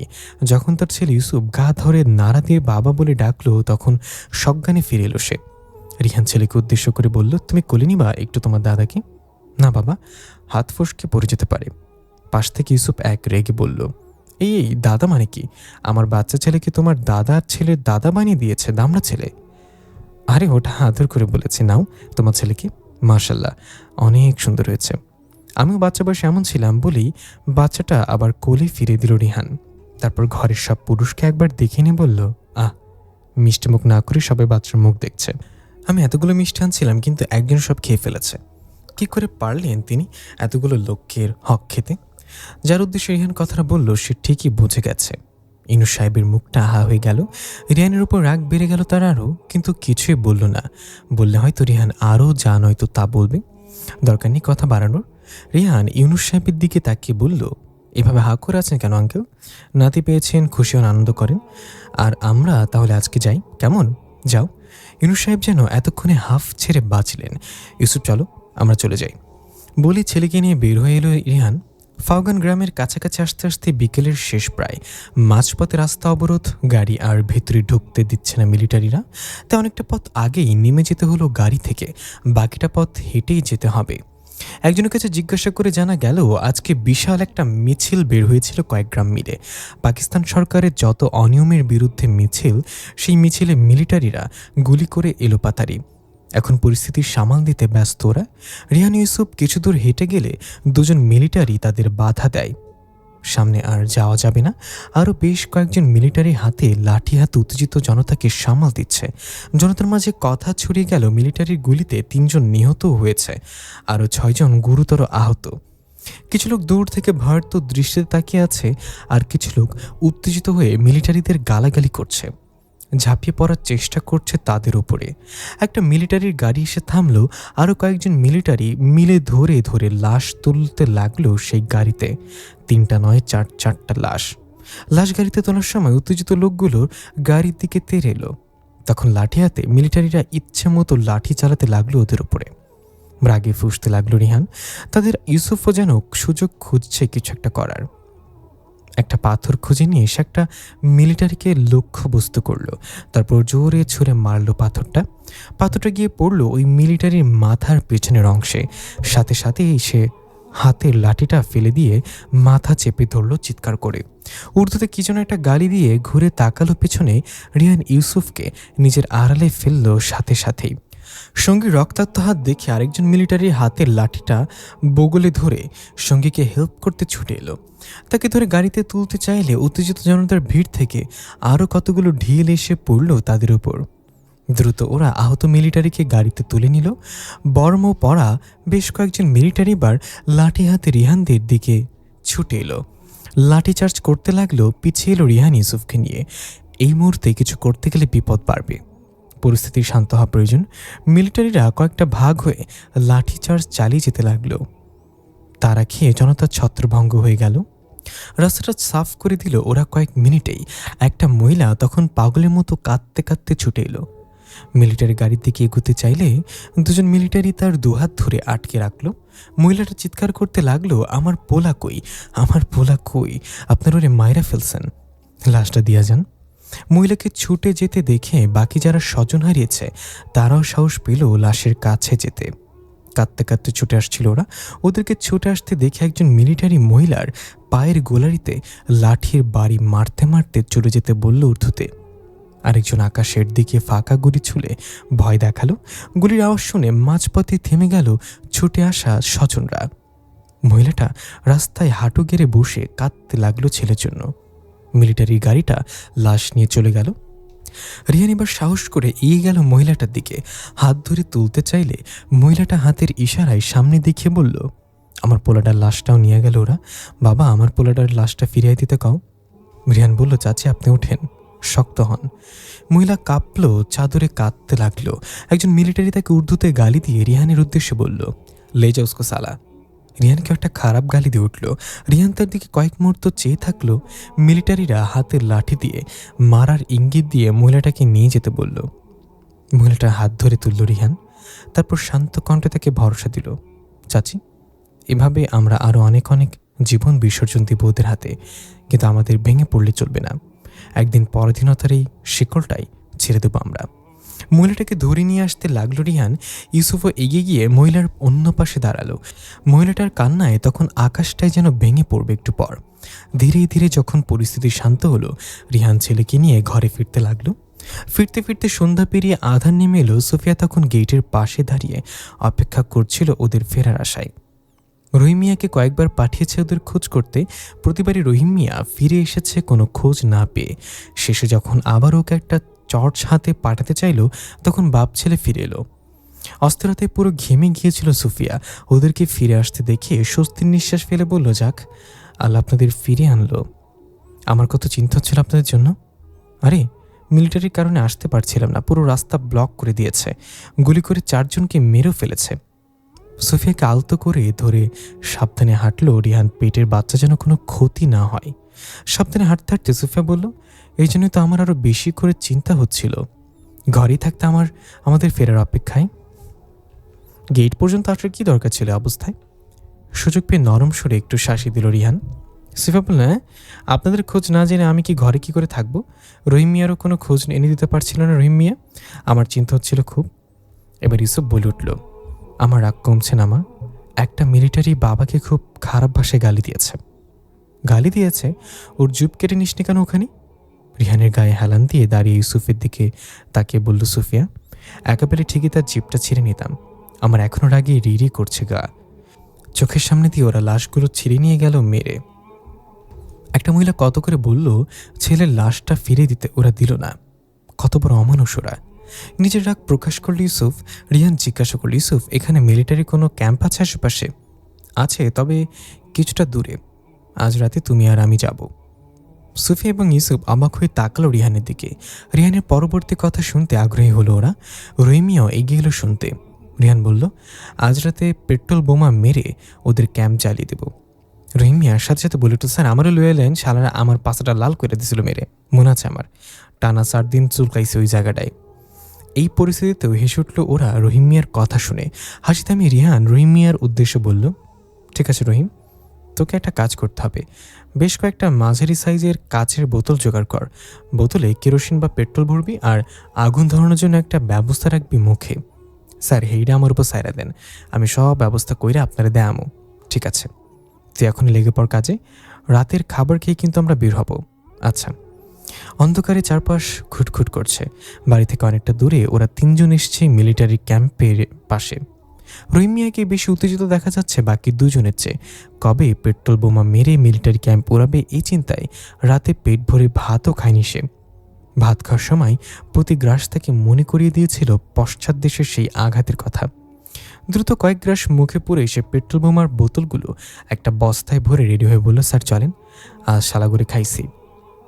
পেট্রোল বোমার বস্তাটা রহিম মিয়ার হাতেই। সে সবার পেছনে, তার সামনে ইউসুফ, সবার সামনে রিহান। রিহানের হাতে একটা টর্চ লাইট। প্রয়োজন হলেই সে টর্চ লাইটটা জ্বালাচ্ছে। অনেকটা রাত করে তারা এসেছে বলে লোকজন তেমন নেই, গাড়িও নেই। নিস্তব্ধ পরিবেশ, গাড়ি পাবে না তাই ওরা ঘরের কোচ গাড়িটা সাথে করে নিয়ে এসেছে, নয়তো পালাতে পারবে না। মিলিটারির হাতে ধরা পড়ে যাবে। মিলিটারি ক্যাম্পটা একটা পাহাড়ের নিচে। পাহাড়ের ওপাশের রাস্তায় রাখা আছে কোচ গাড়িটা। একপাশে রাখিনি ধরা পড়ার ভয়ে পাহাড়ে ঠিক ক্যাম্পের উপরে 3 জন ওরা নিজেদের পজিশন ঠিক করলো। ক্যাম্পে ক্ষীণ আলো জ্বলছে। একটু পর পুরো ক্যাম্পটা আলোকিত হয়ে যাবে আগুনের শিখায়। দাও দাও করে চলবে ক্যাম্প। বস্তা থেকে একটা একটা করে পেট্রোল ভর্তি কাচের বোতল বের করতে করতে রহিম মিয়া রিহানের উদ্দেশ্যে প্রশ্ন করল, স্যার শুধু কি ক্যাম্প জ্বালাইবেন? যে আপনার এই গালি দিছিল তারা কিছু করবেন না? তার কি করে খুঁজবো? আপাতত ক্যাম্প জ্বালিয়ে পাকিস্তানিদের একটা ঘাঁটি চুরমার করি। তাই স্যার আমার পাশায় যে মারছিল তারে পাইলে ভালো হইতো। এইখান থেকে পুরো একটা পেট্রোল বোমা আমি তার পাশায় পেছনটাই মারতাম। দয়া কর তুই যেন আবার তার সামনে পড়ে না যাস, তাহলে তিনজনকেই জ্বলন্ত ক্যাম্পে জ্বালাবে। শুভ সময় অলক্ষণে কথা কইেন না তো স্যার। বোতল সব বের করছি, এবার কি করবো কন? মোট 10টা না, একজনে 3টা করে নিয়ে আমাকে 4টা দে। তোমরা দুজন দুদিক দিয়ে পজিশন নাও, আর আমি এখানেই থেকে ছুড়ব। ঠিক 2 মিনিট পর 3জন একসাথে ছুড়ব। ছোড়ার পরপরই তোমরা এই জায়গায় চলে আসবে। তারপর একসাথে এখান থেকে পাহাড়ের ওপাশে চলে যাব, বুঝেছ? দুজন মাথা ঝাঁকালো ওরা, তারপর পজিশন নিয়ে দাঁড়ালো। ঠিক 2 মিনিট পর ওরা একসাথে পেট্রোল বোমা ছুড়ল বোতলের মুখে আগুন ধরিয়ে। আগুন ধরানোর জন্য রহিম মিয়া ছেঁড়া কাপড় দিয়ে বোতলের মুখে লম্বা করে ছিপিয়ে এঁটেছে। একটু পরপর সবগুলো বোতল দিয়ে ক্যাম্পে আঘাত হানতে লাগলো। তারপর ছোটখাটো একটা বিস্ফোরণ হয়ে আগুন চারিদিকে ছড়িয়ে পড়তে লাগলো। ক্যাম্প থেকে মিলিটারিরা বাইরে বেরিয়ে এলো চিৎকার করতে করতে। আগুনের শিখা বাড়তে লাগলো ওখানে। নিজেদের কাজ শেষ করে রিহানের পাশে এসে দাঁড়িয়েছে ইউসুফ আর রহিম মিয়া। ক্যাম্পে মিলিটারি চিৎকার করে পানি খোঁজার চেষ্টা করছে। একটা ইউনিট বের হয়ে গেল যার এই কাজই করেছে তাদের খুঁজতে। রিহান টর্চের লাইট নিভে দিল। তারপর একজন আরেকজনের হাত ধরে সাবধানে হাঁটতে লাগলো অন্ধকার পাহাড়ের ওপর। হঠাৎ মিলিটারিদের কিছু আওয়াজ কাছে শোনা গেল। সর্বনাশ! কয়েকজন মিলিটারি পাহাড়ের দিকে ছুটে আসছে। এই মুহূর্তে টর্চ জ্বালিয়ে পালাতে গেলে নিশ্চয়ই ধরা পড়বে। তার চেয়ে এখানে কোথাও আত্মগোপন করতে হবে। রিয়ান টর্চের মুখে হাত লাগিয়ে টর্চটা জ্বালালো, যাতে আলোটা মিলিটারিদের নজরে না যায়। ক্ষীণ আলোতে ওরা একটা ঝোপ খুঁজে নিয়ে লুকিয়ে পড়ল ওখানে। মিলিটারিরা আরও কাছে চলে আসছে। ঝোপের আলোয় 3জন ওরা আড়ষ্ট হয়ে লুকিয়ে রইল, নিজেদের টর্চটা অফ করে রেখেছে। মিলিটারি দলটা আশেপাশের সব ঝোপে খুঁজতে লাগলো ওদের। রহিম মিয়া ফিস করে উঠল, স্যার ওরা সব জায়গায় খুঁজতেছে। কি হইবে এখন? শান্ত থাক রহিম, কিচ্ছু হবে না। আপনি কইলে হইব? আমার কলিজা শুয়ে যাইতেছে। আর একটা কথা বললে তোকে ধাক্কা দিয়ে ওদের সামনে ফেলে দেব। রহিম মিয়া চুপ হয়ে গেল, নিঃশ্বাসটাও ফেলছে চেপে চেপে। মিলিটারিরা টর্চ লাইটের আলো ফেলে তন্ন তন্ন করে খুঁজতে লাগলো। কিছুটা দূরের আকাশটাও আলোকিত হয়ে উঠল আগুনের শিখায়। ক্যাম্পের আগুন ওরা নেভাতে পারেনি। পুরো ছাই হতে লাগলো ক্যাম্প। চিৎকার চেঁচামেচিটাও বেড়ে চলল ওদিকে।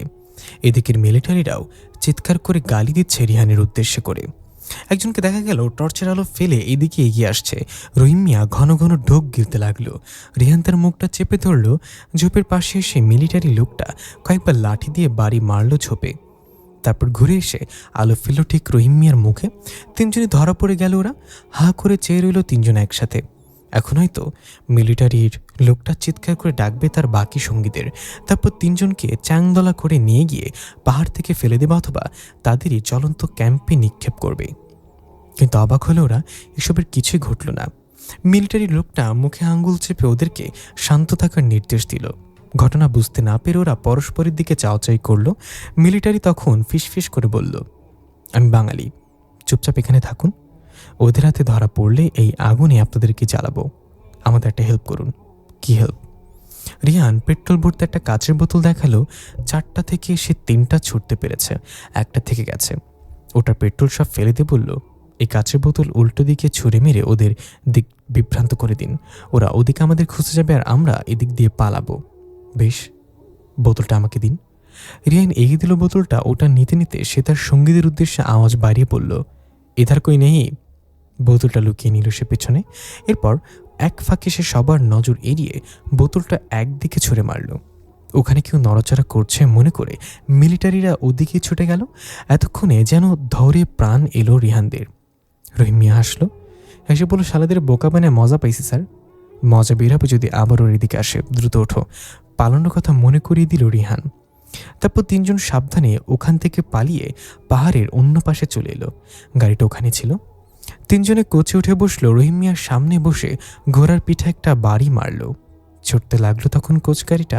ইউসুফ এতক্ষণ চুপচাপ ছিল, এবার সে মন্তব্য করলো, ভাগ্যিস লোকটা বাঙালি ছিল, নয়তো আজ কি যে হতো। রিয়ান বলল, রহিম মিয়ার কি হতো জানি না, তবে তুমি আর আমি বেঁচে যেতাম, জানি তো। ভবিষ্যতে আমরা একসাথে সময় কাটাবো। রহিম মিয়া মুখটা ঘুরে জিজ্ঞাসা করলো, কেন স্যার, খালি একা আমারই কেন মারবো? কারণ তুই বানিয়েছিস সবগুলো পেট্রোল বোমা। আমি তো আপনার কথাতে বানাইছি। এখন তো বেঁচে ফিরতে পারছিস। খুশি হোস না এখন? খুশি হয়েছি স্যার। পেটে সাহাব আইছিল, খুশিতে চলে গেছে বলে হা হা করে হাসলো রহিম মিয়া। রিয়ান এবং ইউসুফও হেসে উঠল তার কথা শুনে। খুশি মনে ওরা ঘরে ফিরল। সুফিয়া তাদের ফেরার আশায় না ঘুমিয়ে বারান্দায় বসেছিল। তারপর যখন ফিরল তখন বিস্তারিত জিজ্ঞাসা করলো। রহিম মিয়া তখন রসিয়ে রসিয়ে বর্ণনা করতে লাগলো পুরো ঘটনা। বলার সময় ক্যাম্প পুরানোর সব ক্রেডিট নিজেই নিয়ে নিল। তবে মিলিটারিদের ওপর যে প্রতিশোধ নিতে পেরেছে এতেই এরা খুশি। পরদিন ওরা মিলিটারিদের সেই ক্যাম্পে আবারও গেল। গিয়ে দেখে পুরো ক্যাম্প পুরে ছাই হয়ে গেছে। ওদের মতো আরও অনেকেই দেখতে এসেছে। মিলিটারিরা জায়গাটা পরিষ্কার করছে। শুধু ক্যাম্পটারই ক্ষতি হয়েছে, কারোর জানের কোনো ক্ষতি হয়নি। সে বাঙালি মিলিটারিকে দেখতে পেলে ওরা মৃদু হেসে সবার নজর এড়িয়ে রিহান হাত নাড়ালো ওদের উদ্দেশ্যে। সেও মৃদু হাসলো, তারপর নিজের কাজ করতে লাগলো। পরবর্তীতে এই ক্যাম্পটা নতুন করে সংস্কার করতে করতে তাদের কয়েক মাস লেগে গেল। সে সময় তাদের ক্যাম্পটা পুরো ছাই হলেও তাদের অত্যাচার কিন্তু কমেনি। এই কয়েক মাসে তারা আরও বেশ কয়েক জায়গায় নিরীহ লোকদের উপর গুলি চালিয়েছে সরকারের নির্দেশে। অনেক মায়ের বুক খালি করেছে। ওদের দোষ, ওরা সরকারের অন্যায়ের বিরুদ্ধে কথা বলেছে, মিছিল করেছে। এসব অত্যাচারের কথা রিহান ইতিহাসে পড়েছিল, এখন নিজ চোখে অবলোকন করে যাচ্ছে প্রতিনিয়ত। আর কয়েকটা বছর কেবল, তারপর বাঙালি রুখে দেবে এই অত্যাচার। যুদ্ধ হবে আর সূচনা হবে স্বাধীন বাংলাদেশের। আফসোস যুদ্ধটা নিজ চোখে দেখে যেতে পারবে না রিহান। তার ইচ্ছে ছিল নিজেই যেন মুক্তিযুদ্ধে অংশ নেয়, কিন্তু তার সময় এখানে প্রায় শেষ হয়ে এসেছে। ইউসুফের কাছে সে একদিন জেনেছিল ৬৬ সালের ১ মে রিহান পুনরায় তার বর্তমানে ফিরে যায়। তার মানে আর বেশি দিন নেই, আজ ৯ এপ্রিল। রিহান কখন তার বর্তমানে ফিরে যাবে সেটা সে জানলেও সুফিয়া বা অন্য কাউকে এখনও জানায়নি। জানলে হয়তো সুফিয়া অনেক কষ্ট পাবে, ইউসুফও কম কষ্ট পাবে না। প্রায় ১-২ বছর এরা বাপ ছেলে পরস্পরের সাথে খুব মিশে গেছে।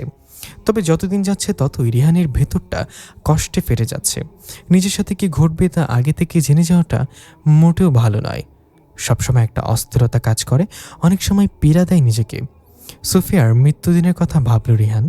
দিনটার কথা সে ৫২ বছর আগে থেকে জেনেছিল রিহানের কাছে। তার মানে এই সময়টাতে, কিন্তু এখানে এসে ২ বছর হতে চল রিহানের। এখনও সে ওই ব্যাপারে কিছুই বলেনি। হয়তো যে কয়েকদিন আছে সে তার এখানে এই কয়েকদিনের কথাগুলো বলবে সুফিয়াকে।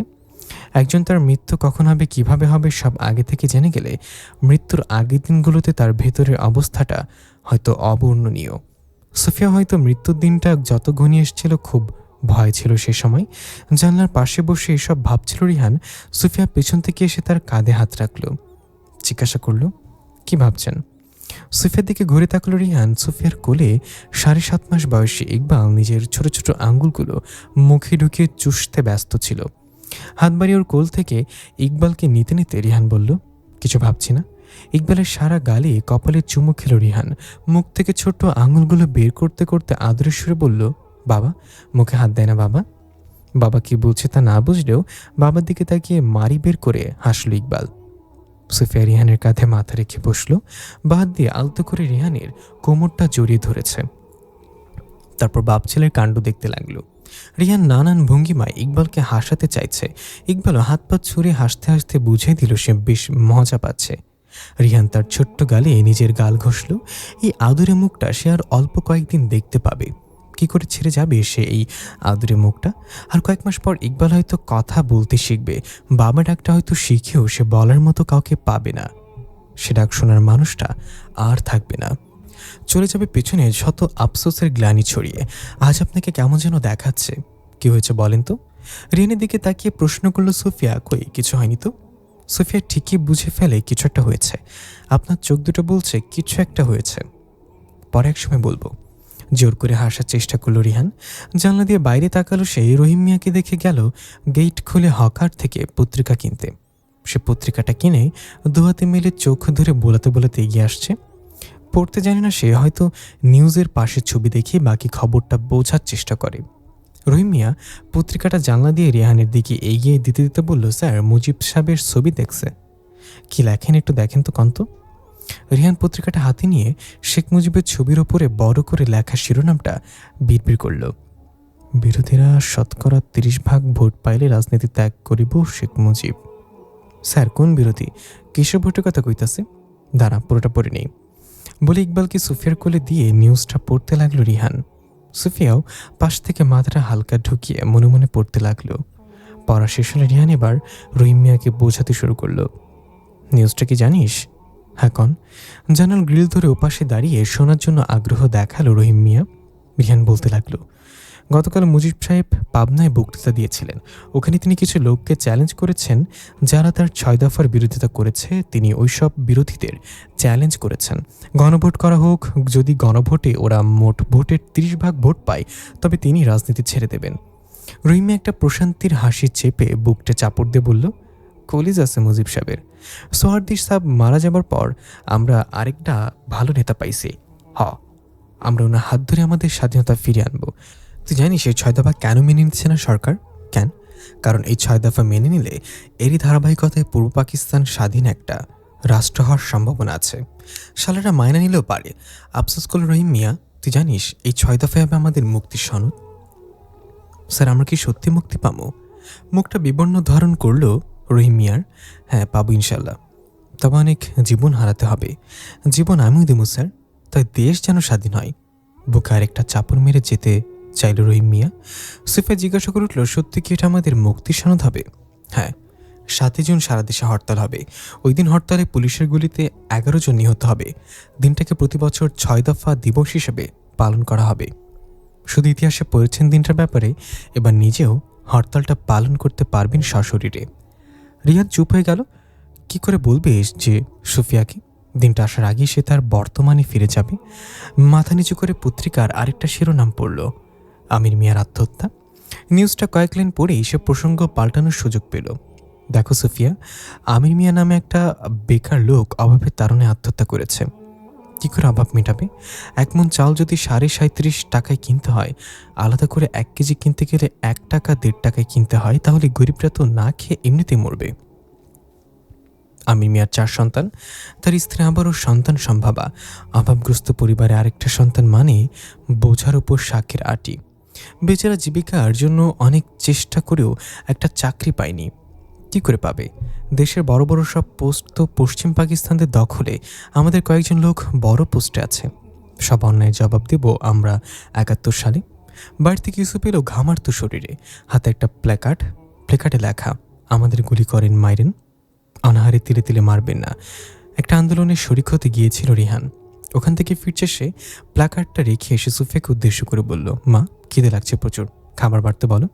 ঠিক আছে, আমি ঋতুকে খাবার বাড়তে বলে আগে তুই গোসল করে আয়। কিভাবে ঘেমে গেছিস দেখ। পাশ থেকে রিহান প্রশ্ন করল, আজ পুলিশ বা মিলিটারির হামলা হয়নি? না বাবা, আজ হামলা হয়নি। কাল রংপুরে শেখ মুজিবের সমাবেশে আপনি যাবেন? হ্যাঁ যাবো ভাবছিলাম, কিন্তু তোমার মায়ের অবস্থায় পাশে তো একজনকে থাকতে হবে। ছোট একটা বাচ্চা নিয়ে সে কি সব কিছু সামলাতে পারবে? তাহলে আপনি থাকেন, আমি আর আমার বেশ কয়েকজন বন্ধু আজই রাতেই রওনা দেব রংপুরের উদ্দেশ্যে। বেশ, সাবধানে যেও। এখন একটু গোসল করে ফ্রেশ হয়ে আসো তো। যাও বাবা। আচ্ছা বলে ইউসুফ বের হয়ে গেল গোসল করতে। সে ফিরতে ফিরতে সুফিয়া তার জন্য ঋতুকে দিয়ে খাবার সাজাতে লাগলো। ঋতু এই বাড়ির কাজের মেয়ে, রান্নাবান্না, ঘর ঝাড়ু, কাপড় কাচা, এরকম প্রায় সব কাজ সে করে। এই বাড়িতেই কাজ করে আর এই বাড়িতেই খায়, ঘুমায়। ঋতুকে জগে করে পানি আনতে পাঠিয়ে সুফিয়া খাবারগুলো প্লেট দিয়ে ঢেকে দিতে লাগলো।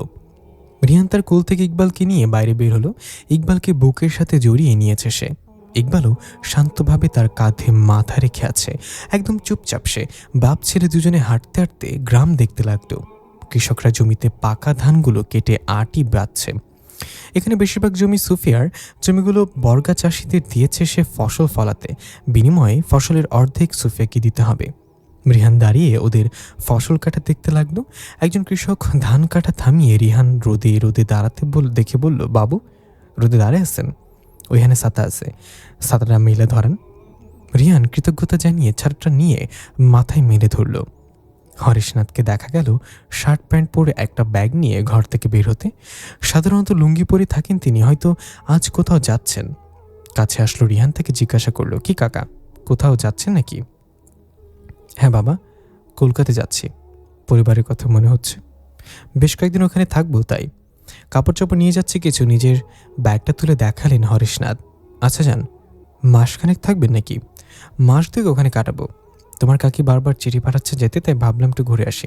সাবধানে যাবেন। আচ্ছা চলি তবে বাবা, ফিরে এসে কলকাতার গল্প করব তোমার সাথে। মৃদু হাসল রিহান। হরিশনাথ ভারী ব্যাগটা নিয়ে কিছু দূর হেঁটে গিয়ে একটা গরুর গাড়িতে উঠলেন। ফিরে এসে কলকাতার গল্প করবে বললেও রিহান জানে সেই গল্প শোনার জন্য সে আর থাকবে না। হরেশবাবু ফেরার আগে রিহান তার বর্তমানে ফিরে যাবে।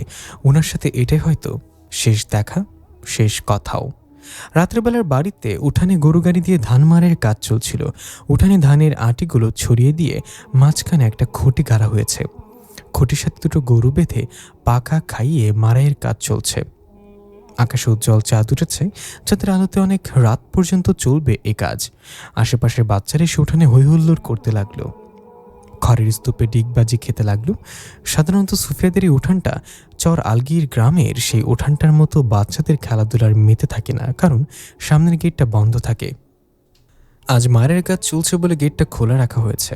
এরকম মারের সময় খড়ের স্তূপ পেলে বাচ্চা ছেলেমেয়েরা আটকে রাখা যায় না। জানলার পাশে বসে উঠানের কাজগুলো দেখতে লাগলো রিহান আর সুফিয়া। ইকবালকে ঘুম পাড়ানো হয়েছে। ইউসুফ রংপুরের উদ্দেশ্যে অনেক আগে বের হয়ে গেছে। রহিম মিয়া বলল, রহিম মিয়াকে উঠানের কোণে কৃষকদের সাথে বসে আড্ডা দিতে হচ্ছে। ওদিকে তাকিয়ে রিহান সুফিয়াকে বলল, রহিম মিয়াকে একটা বিয়ে করাতে হবে, বেচারার কত একা থাকবে। পাত্রী তো দেখতে হবে আগে, তাই না? পাত্রী তো একটাই আছে।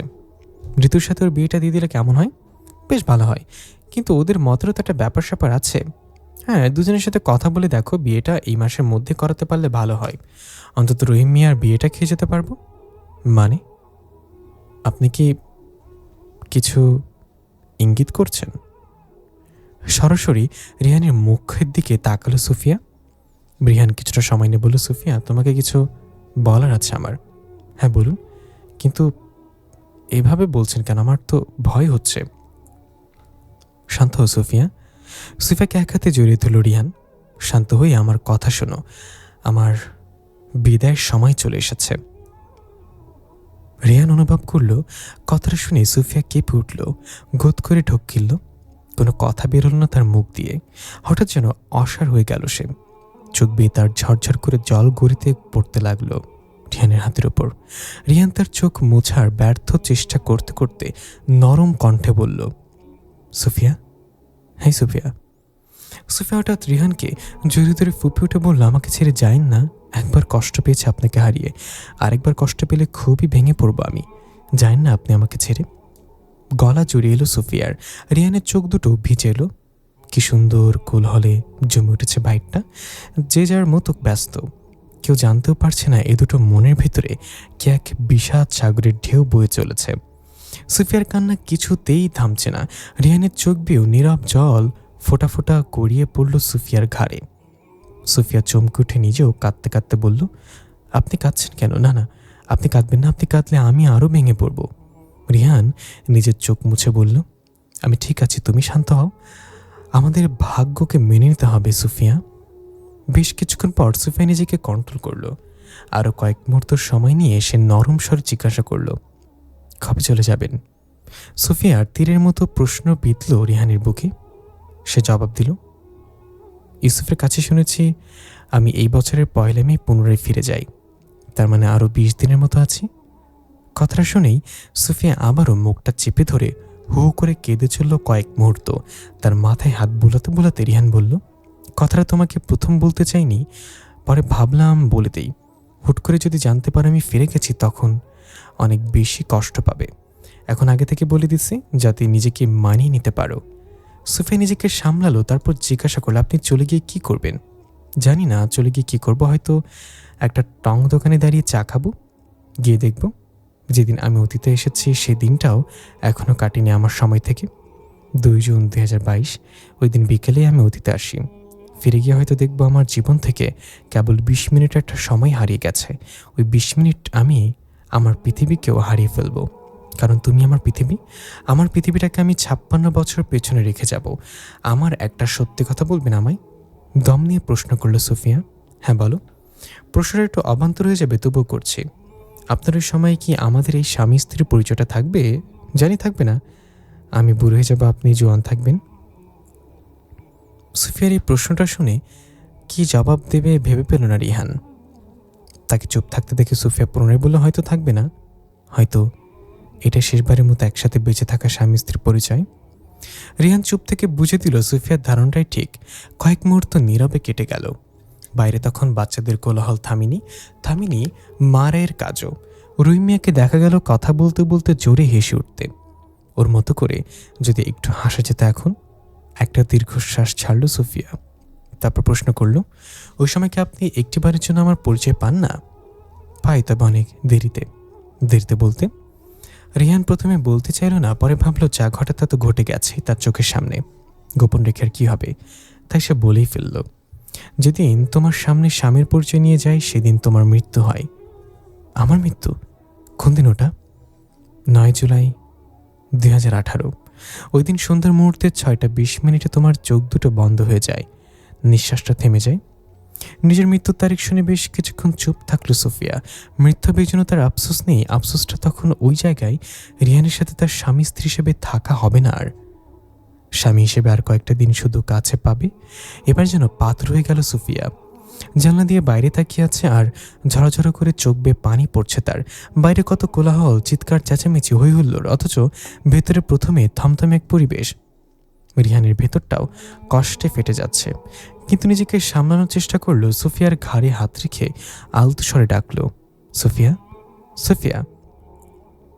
সুফিয়া নীরবে অশ্রুপাত করে গেল আরো কিছুক্ষণ। পরে চোখ মুছে তার মৃত্যু কিভাবে হয় জিজ্ঞাসা করলে রিহান সব খুলে বলল। কিভাবে নিজের নাতি ওকে তুলে নিয়ে যায়, আর ওখানে গুরুতর আঘাত পেয়ে কিভাবে মৃত্যু হয়। সুফিয়া কেবল শুনে গেল, কোনো প্রশ্ন তুলল না। রাত বাড়তে লাগলো। ধান মারাইয়ের কাজ শেষ করে ওরা সবকিছু গোছগাছ করতে লাগলো। গরু দুটো খুঁটি থেকে খুলে নিল। বাচ্চাগুলোকে অনেক আগেই তাদের মা এসে বকতে বকতে ডেকে নিয়ে গেল ঘরের ওপর ডিগবাজি খাচ্ছিল বলে। রুহি মিয়া উঠে দাঁড়ালো সবাইকে বিদায় করে গেটটা বন্ধ করে দেবে বলে।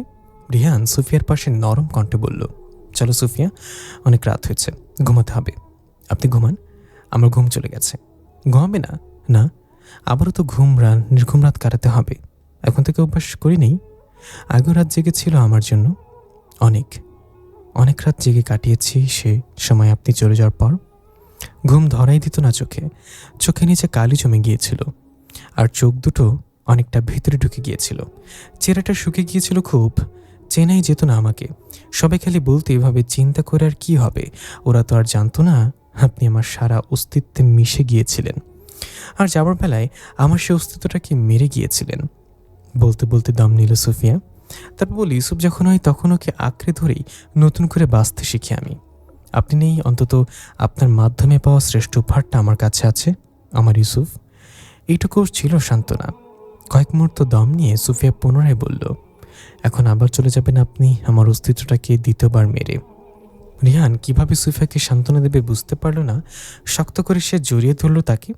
সারা রাত ওরা ওইভাবে নির্ঘুম কাটিয়ে দিল জানলার পাশে। 2 দিন পর ফিরে এলো ইউসুফ রংপুর থেকে।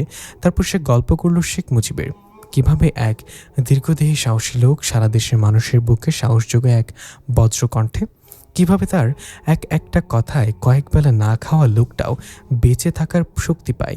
রিয়ানের খুব ইচ্ছে হলো যে লোকটার নেতৃত্বে বাংলাদেশের সৃষ্টি হবে তাকে একবার সরাসরি দেখার। সে সুযোগটা হয়তো আর আসবে না।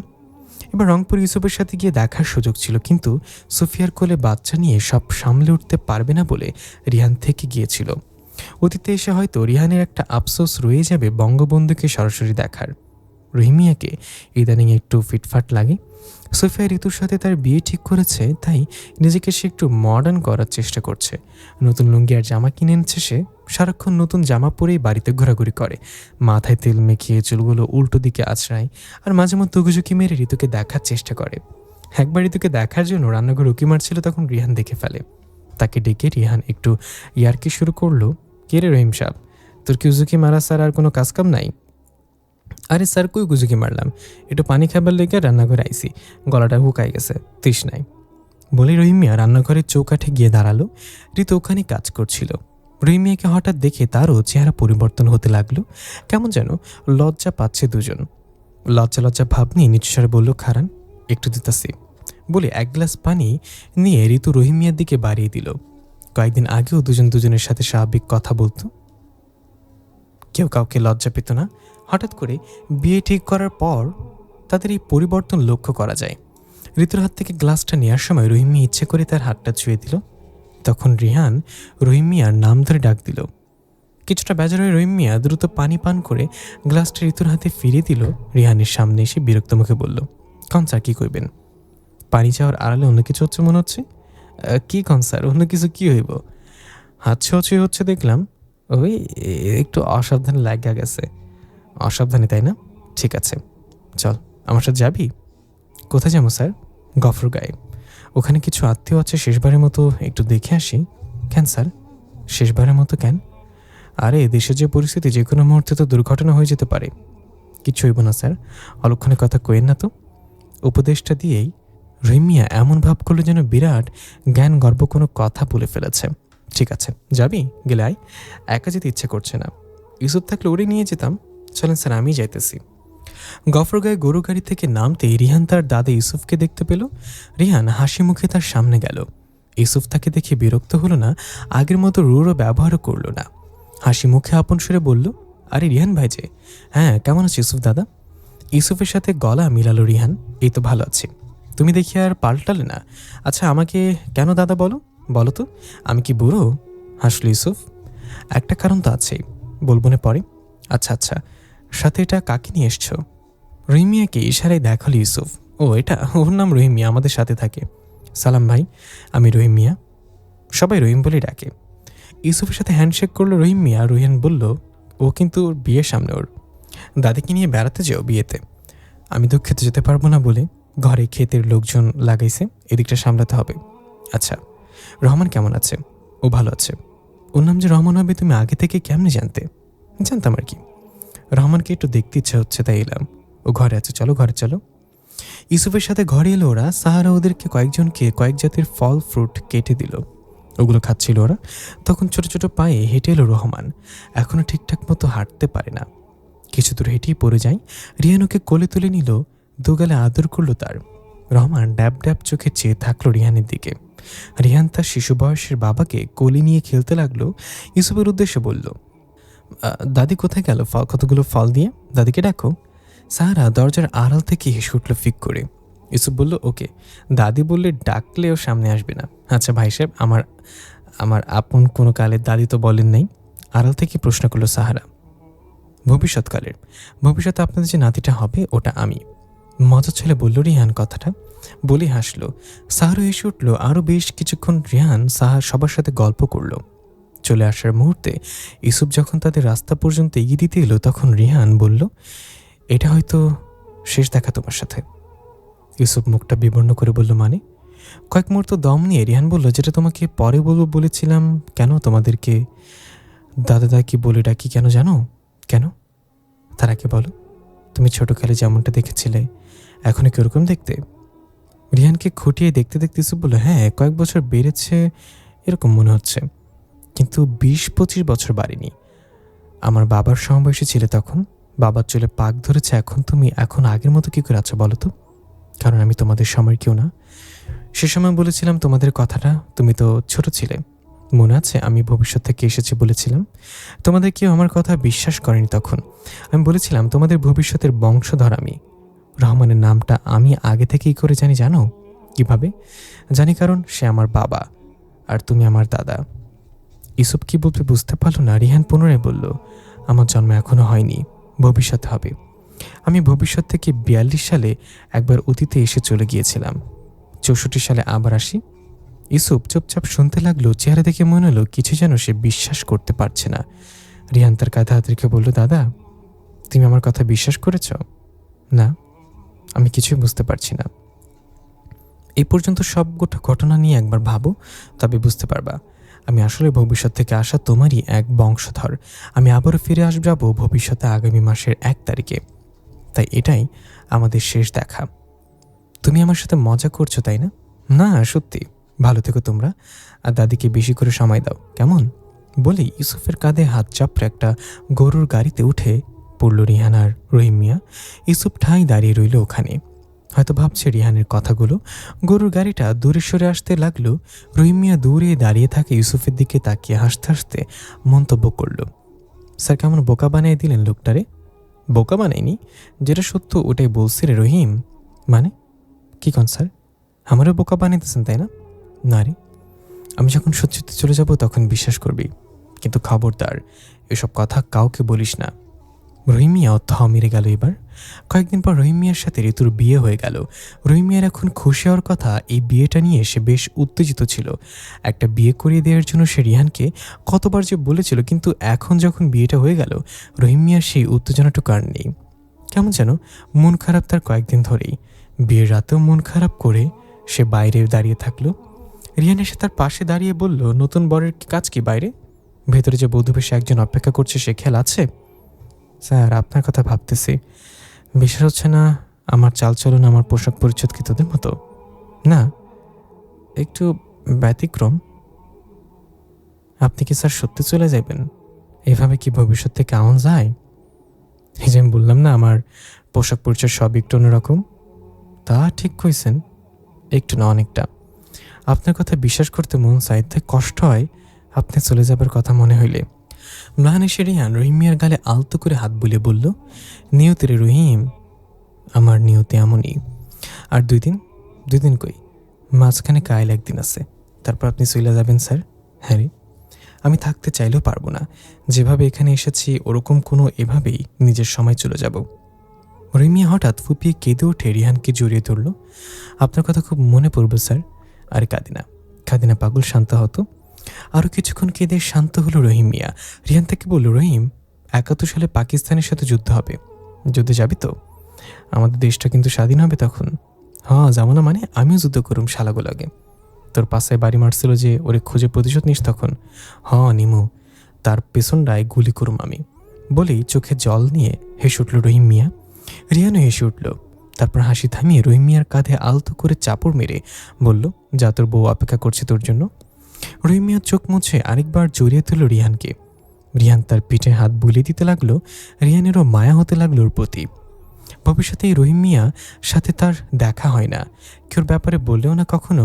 হয়তো যুদ্ধের সময় মারা যাবে সে। রহিম মিয়া রিহানকে ছেড়ে দিয়ে ঘরের দিকে পা বাড়ালো।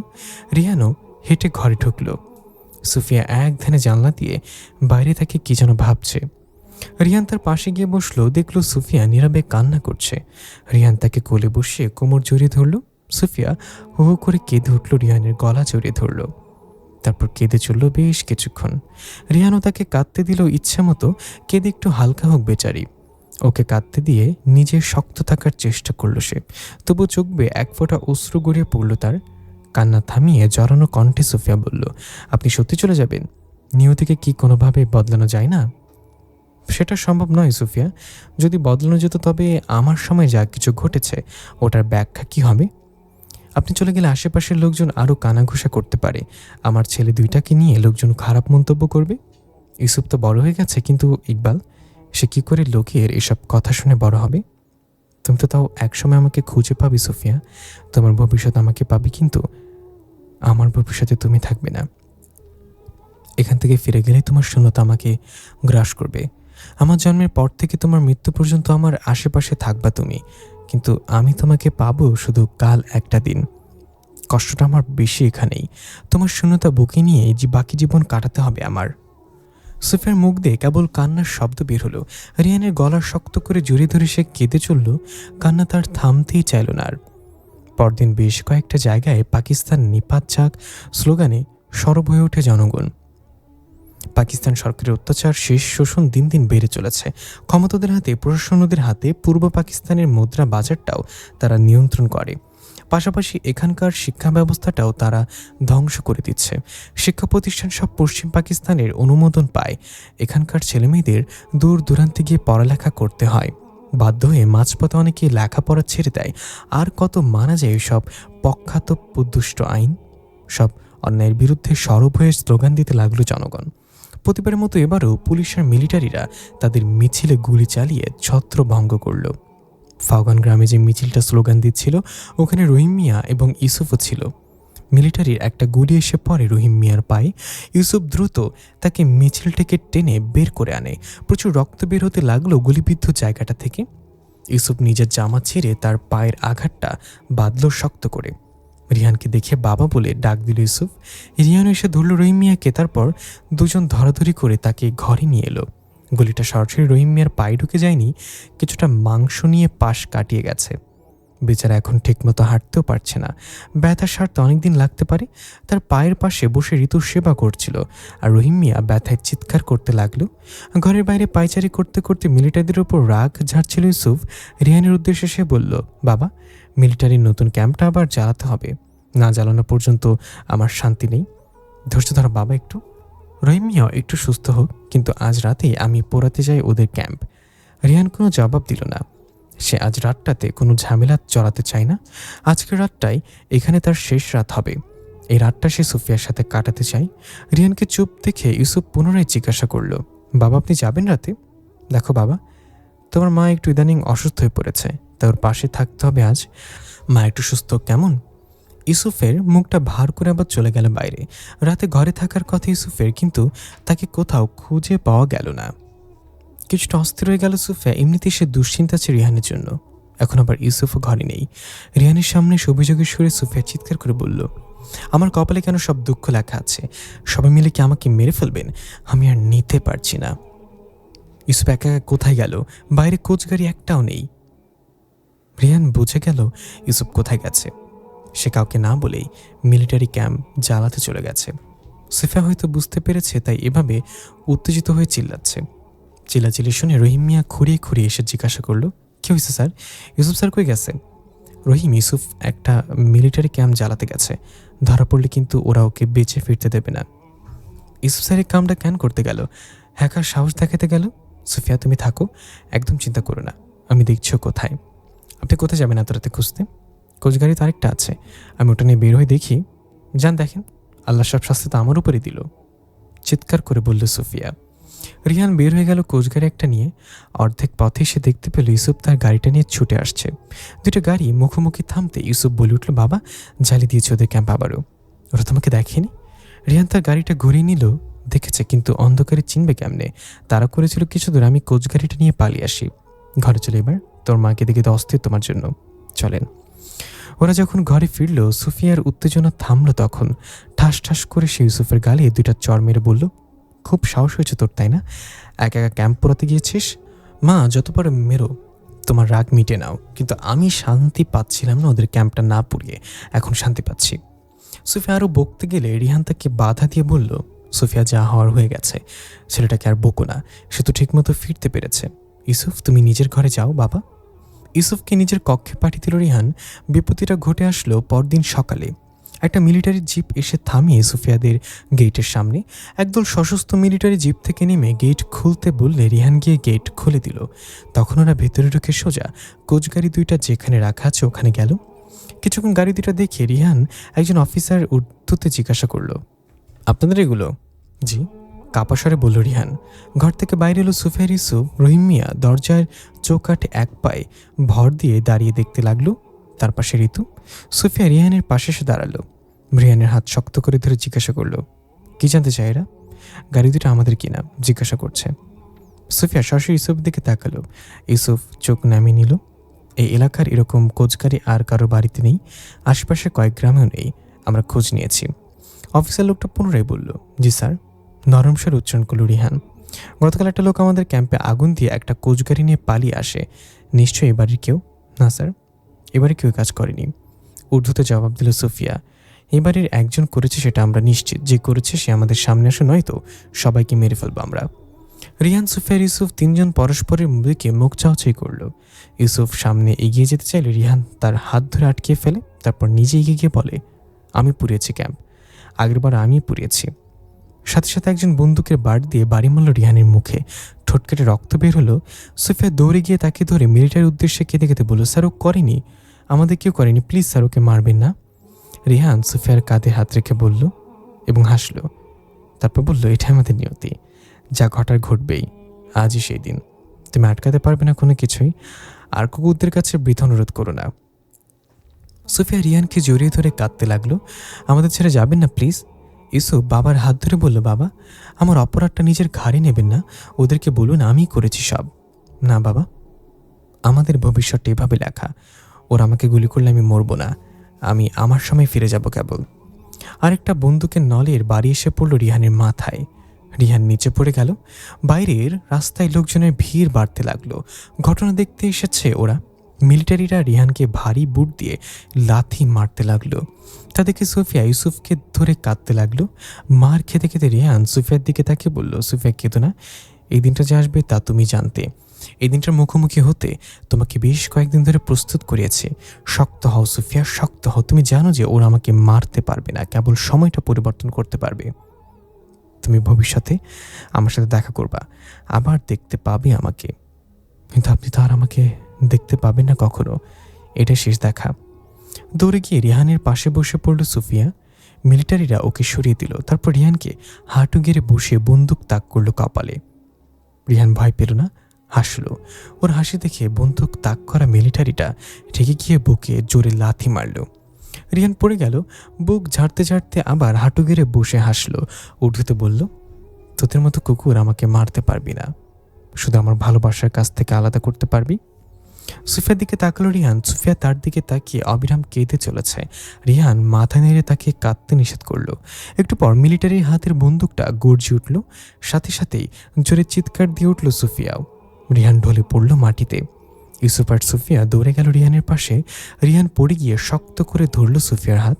তারপর চোখ বুজে গেল তার। সুফিয়ার কান্না আকাশ বাতাসটাও কেঁপে উঠতে লাগলো। তখন একটা পুলিশ ভ্যান এলো লাশ নিতে। লাশটা কয়েকজন মিলে ওর ভ্যানে তুলল। তারপর ভ্যান থেকে যখন নেমে ভেতরে তাকালো, চমকে উঠল ওরা। লাশ নেই। জোরে চিৎকার দিয়ে উঠল একজন ঊর্ধ্বতে, স্যার লাশ গায়েব হয়ে গেছে। চিৎকারটা শুনে সবাই দৌড় দিল ওদিকে। সুফিয়া কান্না থামিয়ে মাথা তুলে তাকালো। কিছুটা স্বস্তি ফিরে পেল সে। সামনে রিহানের শরীরে রক্তগুলো মাটিতে জমেছিল। অদ্ভুতভাবে রক্তগুলো তার চোখের সামনে থেকে মুছে যেতে লাগলো। মনে মনে সে বলল, রিহান যেখানে থাকো ভালো থেকো। কি ভাই, একটা চা খাইতে এতক্ষণ লাগে, আর ওদিকে ওইভাবে তাকে আসেন কেন? ওইখানে কোনো গাড়ি নেই কইলাম না, মাত্রা গেছে নাই আপনার? দিনে দুপুরে আর কি কি দেখেন কে জানে। হ্যাঁ, টঙের দোকানদারের কথায় ঘুরে তাকালো রিহান। হাতে একটা চায়ের কাপ। কাপটা তো সে অতীতে যাওয়ার আগে ফিরিয়ে দিয়েছিল মনে হয়, এখন আবার হাতে এলো কেমনে? তার মানে তখন ফিরে দেয়নি। এখন কাপটা ফিরে দিয়ে সে গাড়ি ঘড়িতে টাইম দেখলো। ঠিক 20 মিনিট পার করেছে সে এতক্ষণে। দোকানদারকে চায়ের দামটা দিয়ে ঘরের দিকে হাঁটল রিহান। সুফিয়ার কথা ভাবল সে। সুফিয়া হয়তো তখন তাকে হারিয়ে উঠানের হাত চাপড়াতে চাপড়াতে কান্না করছে। ইউসুফ আর রহিম মিয়াও হয়তো কান্না করছে তার জন্য। ইউসুফের কারণে এই যে সে পুনরায় অতীত থেকে ফিরে আসে। সেটা ইউসুফ কখনো বেঁচে থাকতে বলেনি তাকে। কেন বলেনি সেটা সে জানে না, হয়তো অপরাধবোধ থেকে বলেনি। ওরা এখন অতীতে তাকে হারিয়ে কান্না করছে। আর এদিকে রেহান তাদের শূন্যতায় মানিয়ে নিতে চেষ্টা করবে বাকিটা জীবন। যদি জীবনে আরেকটা মিরাক্কেল ঘটে, যদি কোনোভাবে সুফিয়ার সাথে আবারও দেখা হয়ে যায় তার, এমনটা তো হবে না আর কখনো। সুফিয়া তার পুরো অস্তিত্বে মিশে গেছে। এখন সুফিয়া আর নেই। আনমনের কথা ভাবতে ভাবতে হাঁটতে লাগলো রিহান। সুফিয়ার জন্য খুব কষ্ট হতে লাগলো তার। প্রিয় লিসেনার, গল্পটি কেমন লাগলো অবশ্যই কমেন্ট করে জানাবেন। গল্পটি এখানেই শেষ করছি। 20 মিনিটস এই গল্পটার লেখক সোহেল রানা স্বামী। গল্পটির টোটাল 4টা চ্যাপ্টার। প্রথম 3 চ্যাপ্টার ফেসবুকে অ্যাভেলেবেল। চতুর্থ চ্যাপ্টার থেকে লেখক এখনও প্রকাশ করেনি। চতুর্থ চ্যাপ্টার সহ সম্পূর্ণ গল্পটা লেখক 26-এর বইমেলায় প্রকাশ করবেন। আপনাদের এই গল্পটা ভালো লাগলে বইটি সংগ্রহ করে রাখতে পারেন। ধন্যবাদ।